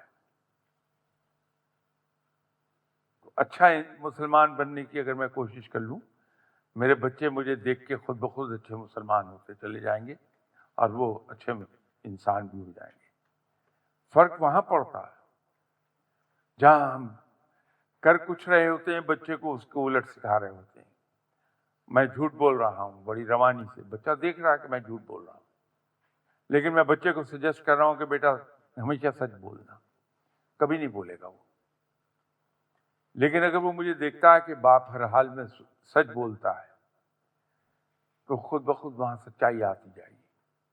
और अगर कहीं कोई फर्क महसूस होता है तो हम एक सजेस्टिव वे में अगर उसे एड्रेस कर लें तो वो इफेक्टिव होगा तरीका। सर मेरा सवाल इस बारे में है कि ये जो अल्लाह के बंदे हैं, इनमें अल्लाह ताला ने शायद हम उनसे अल्लाह की बात सुनते हैं तो उनमें खास कशिश होती है। हम चाहे नमाजी परहेजगार नहीं होते और ना ही अल्लाह की बात मान रहे होते हैं, लेकिन जो ही हमें पता चलता है मिसाल के तौर पे कि जी फलानी जगह पे फलां अल्लाह का बंदा आया है, तो हम चूँकि जैसे यूट्यूब से उनको सुन रहे होते हैं और हमें उनसे एक मोहब्बत पैदा हो चुकी होती है, तो हम वहाँ बजाय उस जिम्मेदारी को सोचे बिना कि हम वहाँ जा रहे हैं और उसके क्या आदाब है या क्या तरीक़ाकार है, और हम वहाँ भागे चले आते हैं। और होता ऐसा है, चाहे हम उनसे दुनिया ना भी मांग रहे हों तो वो हमें कुछ अता कर देते हैं। हम उसको 2-4 महीने बड़े ज़ौक़ शौक़ से करते हैं और फिर हम उसमें सुस्ती का शिकार हो जाते हैं। इसी दौरान हमने किसी और बंदे को सुना और उनसे बात हुई और उन्होंने भी कुछ दे दिया, उसको भी थोड़ा अरसा पढ़ा बड़े ज़ौक़ शौक़ से, और फिर उसके बाद उसमें भी वो बात नहीं रहती। तो फिर किसी और बंदे को सुन लिया, आपको सुना, डॉक्टर मोहम्मद जावेद साहब को सुन लिया, उनकी भी दुआ कर ली, आपसे कुछ मिला, उसको भी कुछ अरसा पढ़ा, फिर उसमें भी कोई बात नहीं रही, उसको भी मतलब आहिस्ता आहिस्ता वो चीज़ नहीं रही। तो ये जो गुस्ताखी के हम मुर्तकिब होते हैं कि अल्लाह के बंदे ने हमें कोई चीज़ दी और हमने उसकी बेकदरी कर दी, हमने उसकी कदर नहीं की और हम फंस जाते हैं। तो ये जो बेकदरी हम करते हैं, अल्लाह का बंदा तो बड़ा रहम दिल होता है, फराख दिल होता है, वो तो हमें माफ़ कर देता है या कुछ नहीं कहता। लेकिन अल्लाह अपने बंदे के बारे में बड़ा सख्त होता है, वो इस तरह की माफ़ी नहीं देता। तो हम अमल के लिहाज से वो होते हैं कि शायद हम 5 नमाजें भी नहीं पढ़ते, और जो पढ़ भी रहे होते हैं तो वो जल्दी जल्दी में और बस के सर से उतारने वाली बात। तो साथ में ये होता है कि जैसे आपको جب آپ دھیان لگانے کی کوشش کرتے ہیں تو آپ کو گستاخانہ خیالات آتے ہیں. تو اس چیز میں اس گستاخی یہ جو میں ذکر کیا اور پھر وہ جو خیالات ہیں ان سے اس بندے کی کیسے مدد کی جا سکتی ہے کہ وہ اس چیز سے بچ جائے. Thank you sir. اصل میں جو پرابلم ہے وہ یہ نہیں کہ ہم کسی کے پاس 2 مہینے 4 مہینے گئے اور پھر دوسرے کے پاس چلے گئے، پھر تیسرے کے پاس، چوتھے کے پاس. پرابلم ایک اور جگہ ہے. ہم جب کسی فقیر کے بارے میں سنتے ہیں کہ وہ صاحب علم، صاحب کشف و کرامات ہے، مستجاب الدعوات ہے،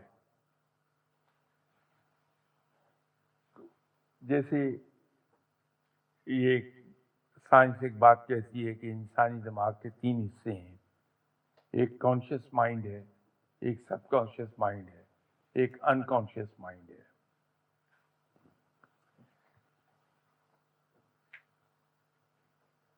کہیں at the back of our mind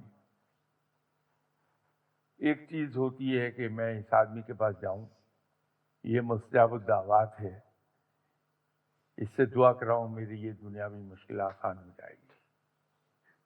یہ ہمارے بیک آف آر مائنڈ گہرائی میں، سب کانشیس مائنڈ کے گہرائی میں یہ چیز موجود ہوتی ہے. بظاہر ہم کہہ یہ رہے ہوتے ہیں کہ ہم اس آدمی کے پاس جائیں، اس سے کچھ حاصل کر لیں. جب اس آدمی کے پاس ہم جاتے ہیں تو پتہ یہ چلتا ہے کہ اس سے 10 دعائیں کرائیں، ان میں سے 2 پوری ہو گئیں، 8 پوری نہیں ہوئی. اب ہم مایوس ہو کے واپس آ گئے. اگر کوئی اس وقت سمجھدار آدمی، کوئی صاحب علم مجھے مل جائے اور مجھ سے یہ کہے کہ جناب شاہ صاحب آپ وہاں تشریف لے گئے تھے، کیا سمجھ کے گئے تھے آپ؟ وہ بھی رب کا ایک مجبور اور محتاج انسان ہے، بندہ ہے اس کا. دعا قبول کرنے کا اختیار صرف اور صرف رب کے پاس ہے. وہ اپنی مرضی کا مالک ہے، جس دعا کو چاہے قبول کر لے، جس دعا کو چاہے ریجیکٹ کر دے. اس بندے نے اپنی ڈیوٹی پوری کی کہ آپ نے ان سے ریکویسٹ کی اللہ سے. اس آدمی نے آپ سے کہا اللہ کے حضور یہ دعا کر دیں، آپ نے ریکویسٹ کی اللہ کے حضور. رب تعالیٰ دعائیں سننے والا ہے، قرآن میں اس نے کہہ دیا. دعائیں قبول کرنے والا ہے. تیسری چیز کا ذکر قرآن میں نہیں ملے گا، پوری کرنے والا. 2 ہی چیزیں ملیں گی کہ رب دعائیں سننے والا ہے اور رب دعائیں قبول کرنے والا ہے.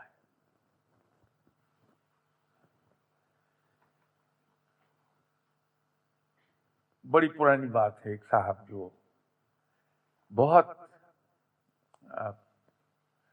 پرومیننٹ پوزیشن پر تھے گورنمنٹ آف پاکستان کے لیے، ٹاپ موسٹ. انہوں نے مجھ سے ہی کہا ایک محفل میں کہ شاہ صاحب دعا کر دیجئے اللہ مجھے پوتے دے دے. ان کے 2 بیٹے تھے، ایک بڑا سے چودھری ارشد، دوسرے چودھری امجد، کہ ان دونوں کے یہاں بیٹے ہوئے. میں نے دعا کیا کرنی، میں تو گناہگار آدمی ہوں، جو دل میں آیا کہہ دیا. میں نے کہا دیکھیے وہ چودھری امجد ہے، چھوٹا بیٹا، اس کے یہاں ایک بیٹا پیدا ہوگا. کہنے لگے بڑے. میں نے کہا نہیں ہوتا. اب مجھے تو اپنے کھانے سے غرض تھی جو میں پلیٹ میں پکڑے ہوئے تھا، تو میں جو منہ میں آیا کہہ دیا ان کو. یہ بات ہے سن 2000 کی، جب یہ بات کی میری. 2019 میں وہ صاحب میرے پاس تشریف لائے، ہاتھ میں مٹھائی کا ڈبہ. صاحب بہت ضعیف ہو چکے تھے. تو میں نے ان سے کہا، میں نے کہا جی آپ کدھر ہو؟ کہنے لگے شاہ صاحب شکریہ ادا کرنے آیا تھا. میں نے کہا کس بات کا؟ کہ آپ نے کہا تھا کہ وہ میرے چھوٹے بیٹے کے یہاں بیٹا پیدا ہوگا.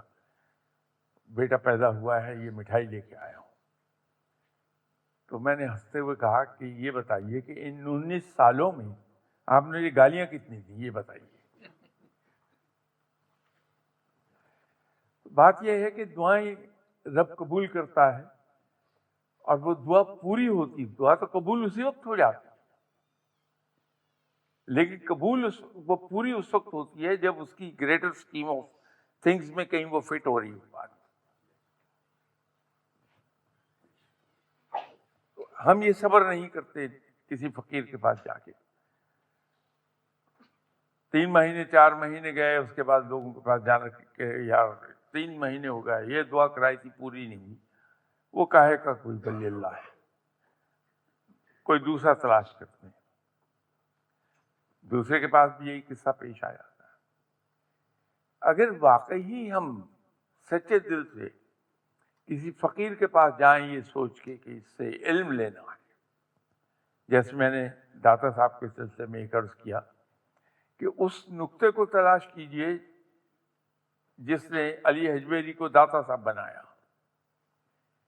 تو اگر اس آدمی کے پاس جا کے میں اس جستجو میں لگ جاؤں کہ اس آدمی کو اللہ کا دوست کس چیز نے بنایا، میں بھی وہی کر لوں، تو پھر میں وہاں ٹکا رہوں گا۔ لیکن ہوتا یہی ہے کہ لاشعوری طور پہ ہم اپنے دنیاوی مسائل کے لیے ان لوگوں کے پاس جاتے ہیں، ان بیچاروں کے پاس اس کا حل کہاں سے آیا؟ ان کے اختیار میں ایک ہی چیز ہے، اللہ کے حضور دعا کر دیں، لیکن دعا کا پورا کرنا، اس کو قبول کرنا، اس کو سننا، یہ رب کا اپنا پریروگیٹو ہے، اور رب کو کوئی مجبور نہیں کر سکتا، وہ مرضی کا مالک ہے۔ تو آئندہ جب بھی آپ جائیں پہلے اپنے اندر فیصلہ کر لیجئے کہ مجھے اس کے پاس جانا کس لیے ہے، اور رہی دعائیں کرنے کی بات، دعائیں سننے کی بات، تو جناب براہ راست رب سے دعا کیجئے، رب سب کی سنتا ہے، وہ تو اس کی بھی سنتا ہے جو اس کو مانتا ہی نہیں، رب اس کی بھی سنتا ہے جو اس کے ساتھ شرک کرتا ہے، حالانکہ شرک کو سب سے زیادہ کنڈیم کیا رب تعالیٰ نے، لیکن وہ مشرک جو ہے اپنے ہاتھ کے بنائے ہوئے بت کے سامنے دعا کر رہا ہے، سن رہا ہے رب تعالیٰ، پوری کر رہا ہے رب تعالیٰ، تو ہم تو پھر اس کے اور اس کے رسول صلی اللہ علیہ وسلم کے نام لیوائیں، ہماری کیوں نہیں سنے گا؟ دعا کے لیے آپ کو کسی کے پاس جانے کی ضرورت ہی کیا ہے؟ خود رب سے مانگیے، پوری کرے گا۔ ہاں، ان لوگوں کے پاس جائیے علم کے لیے اور تربیت کے لیے، تو بہت کچھ پالیں گی، رب کے دوست بن جائیں گی آپ۔ السلام علیکم شاہ صاحب۔ شاہ صاحب، دنیا میں ہمیں لوگ نظر آتے ہیں جو بظاہری طور پہ جو ہے وہ ٹھیک نہیں لگتے، مطلب مینٹل ہیلتھ ایشوز ہوتے ہیں لوگ، تو ان کی شاہ صاحب زندگی تھوڑی سی مشکل ہوتی ہے نارمل لوگوں سے، تو شاہ صاحب کیا آخرت میں اللہ تعالیٰ ان کے ساتھ کوئی رعایت برتے گا حساب کتاب میں، کہ کہے گا میں نے اپنے بندے کو اس طرح بنایا، اس طرح پیدا کیا، تو میں تھوڑی سی رعایت برتا ہوں اس کے ساتھ؟ تو شاہ صاحب اس پہ تھوڑا سا اگر پیش بیان کریں۔ ایک بڑی سادہ سمپل سی چیز ہے کہ جو انسان اپنے ہوش و حواس کھو بیٹھا ہے، جو ذہنی طور پر ٹھیک نہیں ہے، اس پر نہ شریعت لاگو ہوتی ہے نہ دنیاوی قانون لاگو ہوتا ہے، تو اس بیچاری کی پوچھ گچھ کیا ہوگی؟ پوچھ گچھ مشروط ہے اختیار کے ساتھ۔ جب تک کسی انسان کے پاس کوئی اختیار نہیں ہے، اس سے جواب طلبی نہیں ہو سکتی، اس سے حساب کتاب نہیں ہو سکتا۔ تو جو آدمی اپنے ہوش و حواس میں نہیں ہے، اس کی جواب طلبی کیا ہوگی؟ شاہ صاحب اگر 30% وہ بندہ تھوڑا سا ٹھیک نہ ہو تو اس کے لیے کیا؟ اس کو رعایت مل جاتی ہے۔ السلام علیکم سرشا، I feel so blessed to be here سرشا۔ ابھی میں نے ریسنٹلی ایک بات سنی تھی کہ نماز کے اندر پڑھنے والی جو دعائیں ہوتی ہیں وہ نماز کے باہر پڑھنے والی دعاؤں سے زیادہ افضل ہوتی ہیں، پر ہمیں تو بچپن سے نماز بہت A to Z طریقے سے سکھائی جاتی ہے، سو اگر آپ اس میں گائیڈ کر دیں کہ وہ کیا خود سے ہم اپنے ورڈز میں دعا پڑھیں یا وہ قرآن کی دعائیں ہونی چاہیے، اور کس پوائنٹ پہ ہمیں نماز میں وہ دعا پڑھنی چاہیے، اور ایک اور میرا سوال ہے آپ سے کہ رقت کیا ہوتی ہے، رقت کی حقیقت کیا ہے اور یہ کیوں طاری ہوتی ہے؟ تھینک یو سو مچ. نماز انفیکٹ پوری کی پوری دعا ہے.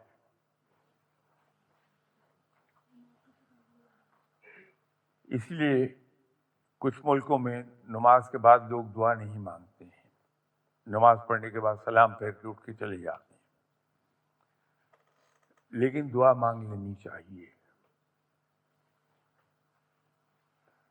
اور رب تعالی سے دعائیں مانگیے. فرق کہاں آتا ہے دعا کے پورا ہونے میں نہ پورا ہونے میں؟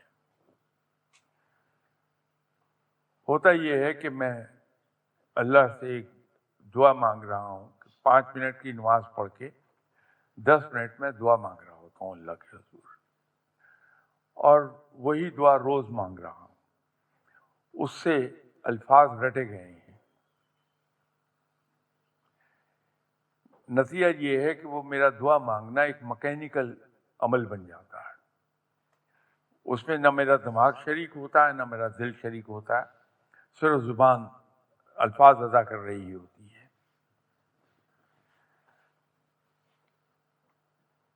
یہ یاد رکھیے کہ ہر وہ کام جو انسان تینوں چیزوں کی یکسوئی کے ساتھ کرتا ہے، دماغ،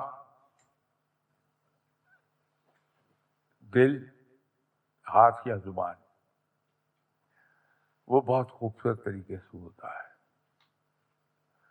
اور پھر رب کے ساتھ تو معاملہ اور ہے ہمارا، وہ رب ہے. یوں سمجھ لیجئے کہ ہمارا آقا اور غلام کا رشتہ ہے رب کے ساتھ. وہ مالک ہے. جو غلام ہے وہ اپنی چھوٹی چیز کے لیے بھی محتاج ہے اپنے آقا کا، اور آقا کی غلامی وہ اسی صورت میں بہترین کرتا ہے جب اس کو یہ یقین ہو کہ میرا آقا بہت بڑا آدمی ہے. تو جب وہ اس کا کوئی کام پھنستا ہے تو اپنے آقا کے پاس جا کے اسے کہتا ہے کہ آپ ذرا فلاں آدمی کو ٹیلی فون تو کر دیں، میرا کام کر دیں. جب وہ کہہ رہا ہوتا ہے تو اس کے دل میں ایک یقین ہوتا ہے، جو مان ہوتا ہے کہ میرا آقا بہت بڑا ہے. وہ تو آقاؤں کا آقا ہے. جب میں اس سے مانگ رہا ہوں تو میرے اندر ایک مان ہونا چاہیے کہ میرا آقا سب سے بڑا ہے، اور اس کا خزانہ بے حد و حساب ہے. میں اس سے مانگوں گا وہ ضرور دے گا. تو یہ جب مان ہے میرے پکارنے میں تو دعا قبول ہو جاتی ہے. اگر یہ مان نہیں ہے، صرف ایک مکینیکل عمل ہے جو میری زبان دعا مانگے جا رہی ہے، نہ دماغ حاضر ہے نہ دل حاضر ہے میرا، تو وہ دعائیں پھر دعائیں نہیں ہیں. تو کوشش یہ کیجئے کہ دعا بھلے زیادہ الفاظ نہ کہیے. اس کی ایک میں اگزامپل دے دوں کہ اس میں مولانا حضرات ناراض ہو جائیں گے میرے ساتھ، کہ مسجد میں بڑی لمبی دعا ہم کرتے ہیں، شاذ و نادر ہی قبول ہوتی ہے. لیکن وہی امام صاحب بارش نہ ہونے پر اپنے مقتدیوں سے کہتے ہیں کہ صاحب آپ نماز کے بعد ہم کھلے میدان میں جائیں گے اور نماز استسقاء ادا کریں گے کہ اللہ بارش برسا دے. امام صاحب بھی وہی ہیں، مقتدی بھی وہی ہیں. میدان میں جا کے دعا مانگتے ہیں، 10 منٹ 15 منٹ کے بعد بارش ہو جاتی ہے. اس کی وجہ یہ ہے کہ امام صاحب بھی ایک سنگل پرپس کے ساتھ گئے، ذہنی طور پر ادھر ہی متوجہ تھے، وہ مقتدی بھی. تو انہوں نے جو دعا مانگی رب سے وہ دل سے مانگی ہے. نتیجہ یہ کہ وہ نماز ہو گئی.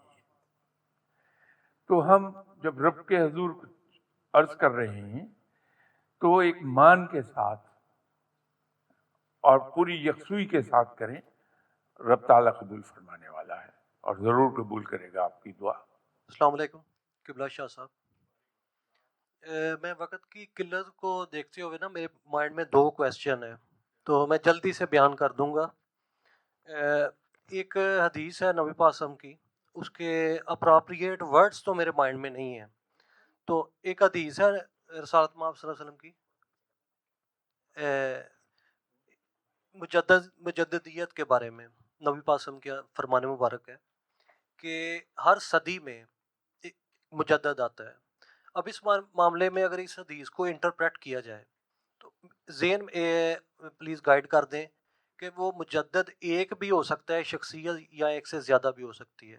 اور کچھ مفکرین ہیں ہمارے پاکستان میں، انہوں نے یہ بھی کہا ہے جیسے جو 20ویں صدی گزری ہے اس کے فکری سطح کے جو مجدد تھے وہ علامہ اقبال تھے، فکری سطح۔ تو اب فقہ حدیث اس کو ظاہر ہے کچھ کئی ہستیاں گزری ہیں، مختلف مسالک مختلف شخصیتوں کا نام لیتے ہیں۔ ایک یہ سوال ہے، اور دوسرا سوال جو ہے یہ ہے کہ یورپ کے اندر ایک کنسیپٹ ہے رینیسنس کا، جس کو اردو میں ہم نشاط ثانیہ کہتے ہیں۔ تو کچھ ہمارے جو آتھرز ہیں وہ اپنے کتھارسز میں یا اپنے نظریات میں کہتے ہیں اسلام کی نشاط ثانیہ۔ تو یہ کیا کہنا درست ہے؟ یہ سوال ہے۔ اور اینڈ میں ایک ریکویسٹ ہے آپ سے کہ ہم ادھر پردیس میں رہتے ہیں، مختلف لوگ بعض کا ڈفرینٹ مشکلات کا شکار ہوتے ہیں، تو بس دعا کر دیں جملہ طور پہ سب کے لیے، میرے لیے بھی، کہ اللہ تعالیٰ آسانی عطا فرما دے۔ بہت مہربانی۔ یہ حدیث کہا جاتا ہے کہ صحیح ہے کہ ہر صدی کے اختتام پر ایک مجدد آتا ہے، اور اس پورے سال میں تعلیمات پر جو گرد و غبار جم جاتا ہے اس کو وہ صاف کر دیتا ہے۔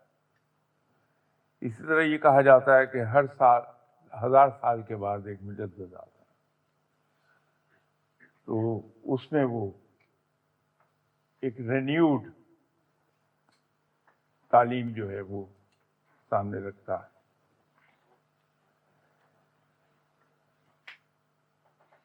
جناب علامہ اقبال صاحب کے بارے میں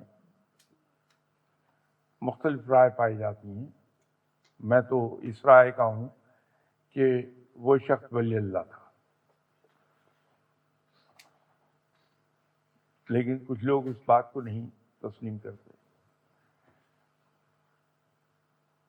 اس شخص نے قوم کو جگایا ہے، جو بذات خود بہت بڑا کام تھا، اور ان کی شاعری اگر آپ پڑھیں اور اس کو گہرائی سے سمجھیں تو کلیئرلی نظر آتی ہے کہ الہامی شاعری ہے، یہ عام شاعری نہیں ہے۔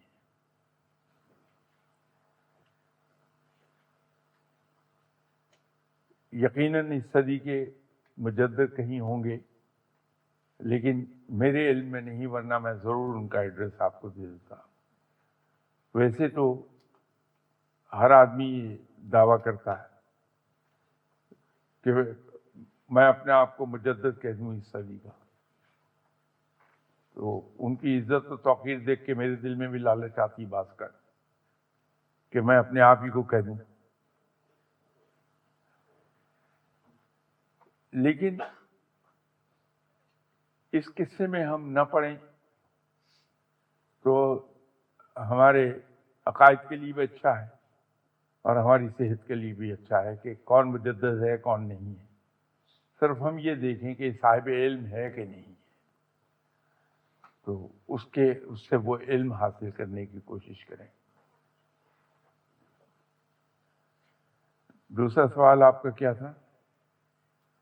دوسرا کویسچن میرا یہ تھا کہ جو یورپ کا کنسیپٹ ہے رینیسنس، اچھا، اس کو اسلام جی کے جی، ساتھ بعض لوگ صحیح تبدیل کر دیتے ہیں۔ صحیح، یاد آ گیا۔ دیکھیے، یہ جن معنوں میں رینیسنس یوز کرتے ہیں وہ کوئی شجر ممنوعہ نہیں ہے۔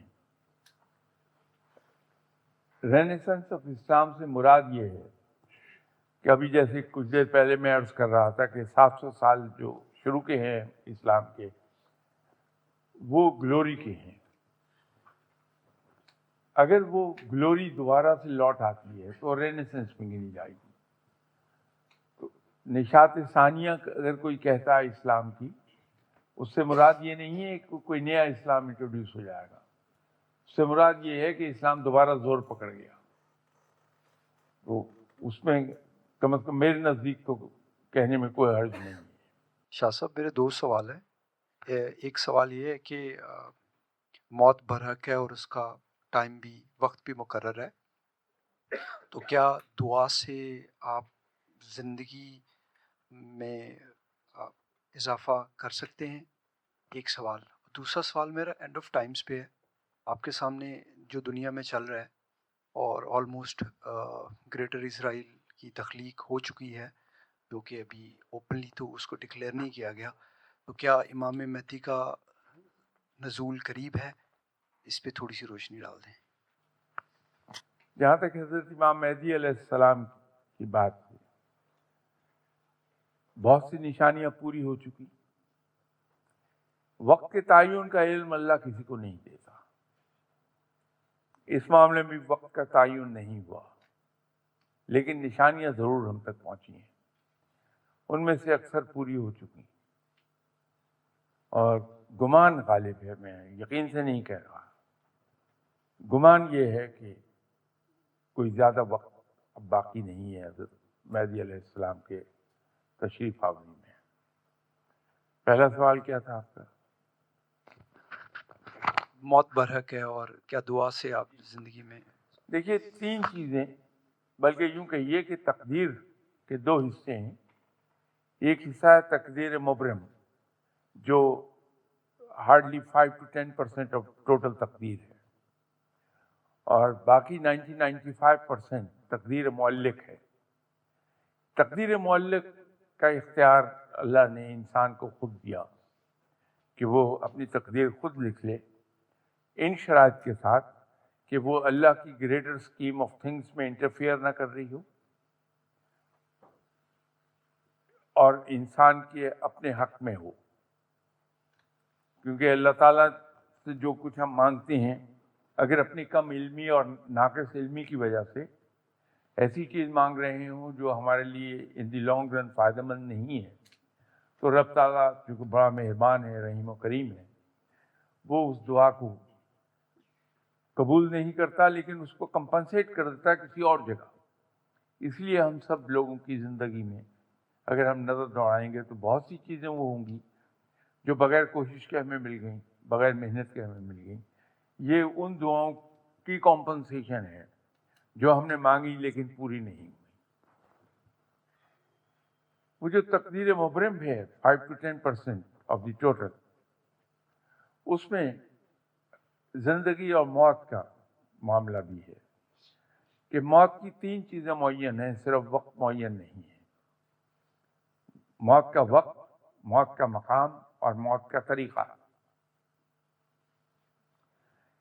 یہ مقرر ہے. لیکن رب تعالیٰ ایک چیز ہمیں یاد رکھنی چاہیے، وہ مالک ہے، قدرت والا ہے، جو چاہے وہ کر لے، اسے کو پوچھنے والا نہیں. تو دعا ہم مانگتے ہیں موت کے ٹلنے کی، رب تعالیٰ پوری طرح مالک ہے، وہ قبول فرما لے. اس میں ایک نقطہ ابھی کلیئر کرتا چلوں آپ سے. یہ نقطہ کئی لوگ اٹھاتے ہیں تو اس وقت ذہن میں آ گیا کہ اس کا جواب بھی دے دوں آپ کو. لوگ یہ کہتے ہیں کہ وقت تو مقرر ہے موت کا. ایک آدمی نے خودکشی کی، وہ مر کیسے گیا؟ تو اس کا جواب یہ ہے کہ جب کوئی شخص اپنے ہاتھ سے اپنی جان لیتا ہے تو وہ اپنے اختیارات جو رب تعالیٰ نے اپنے نائب کی حیثیت سے اسے دیے، وہ ان کا غلط استعمال کر رہا ہے. اور اس نے ان اختیارات کو جب غلط استعمال کیا اور قدرت کے کاموں میں دخل اندازی کی اپنی جان لے کے، اسی کی سزا ہے کہ ساری عمر وہ جہنم میں جلتا رہے گا. السلام علیکم. ایک سوال تھا کہ فرسٹ کوشچن واز دیٹ میرا بھائی پاکستان ہوتا ہے تو اس نے آپ سے میرے سلسلے میں بات کی تھی اینڈ یو سیڈ کہ اس کو جاب مل جائے گی. اب میں ٹینشن فری ہو گیا بڑا, میں گیا ہوں انٹرویو دینے اور وہ نہیں ہوا. تو then a question arise in my mind, which I'm sure everyone else has also pondered with during some phase. It's that, is it my incompetence or is it God's will?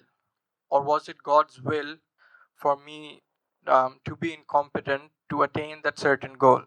And secondly, there's a word written there, contentment. That's the second question. Now, to be ambitious, you cannot be content. And to be content, you cannot be ambitious. So is it wrong for someone to be ambitious? Because then, therefore, he won't be content with his life. So just two questions. Thank you.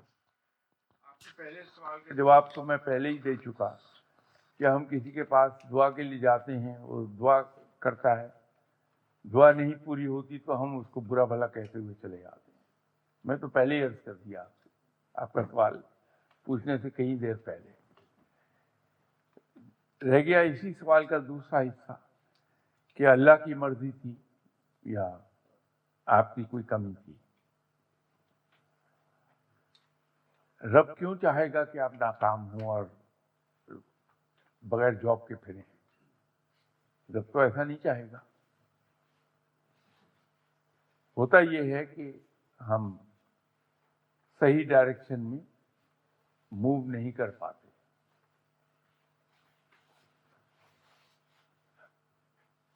Job کے دینے یا نہ دینے کا معاملہ شاید میں تھوڑا سا سمجھتا ہوں, کیونکہ 1 سپٹمبر 1976 سے میں انڈیپینڈنٹ اپوائنٹنگ اتھارٹی ہوں اور ہزاروں کی تعداد میں اب تک لوگ ہائر کیے میں نے.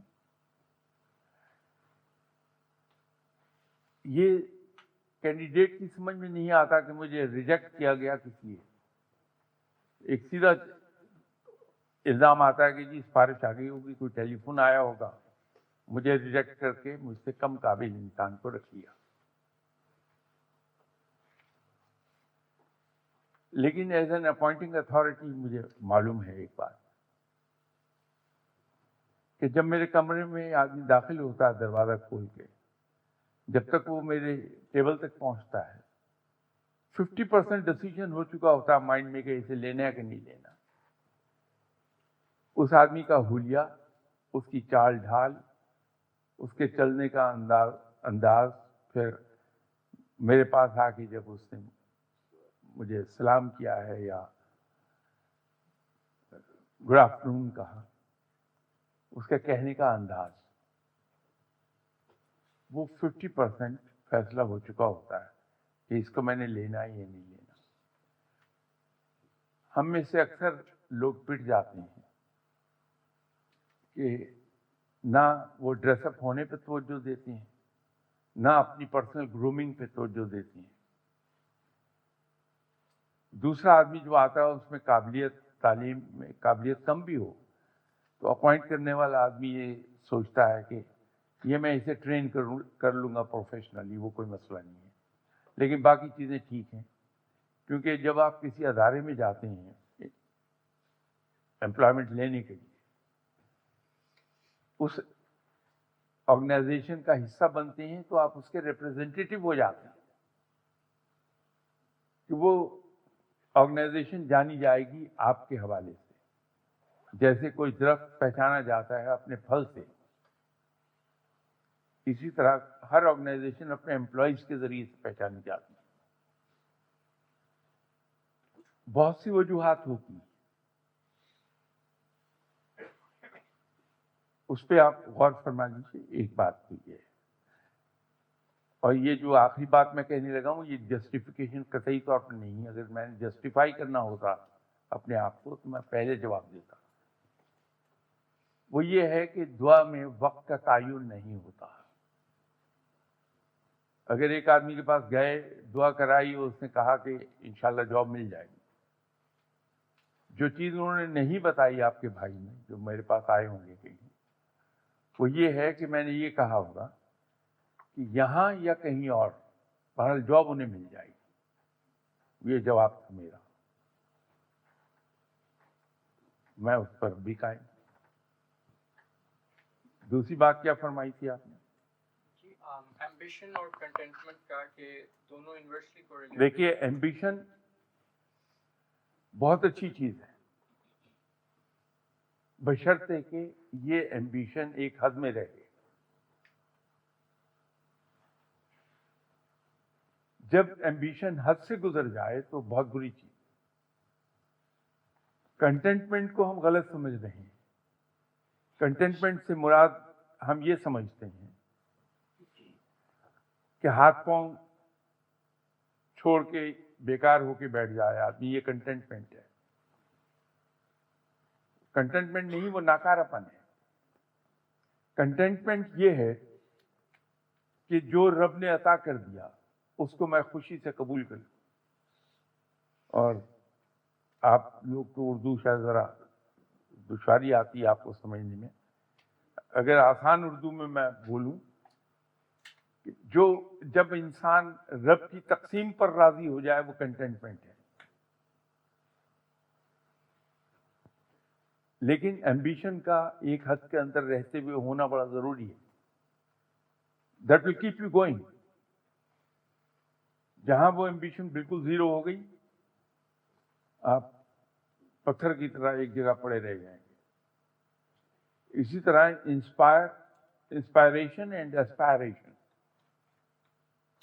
ایسپائریشن زیادہ ضروری ہے، اس کے بغیر آپ آگے نہیں بڑھ سکتے۔ یہ اب میں زیادہ سیریس بات کرنے لگا، اس لیے اب اجازت لیتا ہوں، آپ بور ہو جائیں گے، یہ اب ٹیکنیکل گفتگو شروع ہو جائے گی۔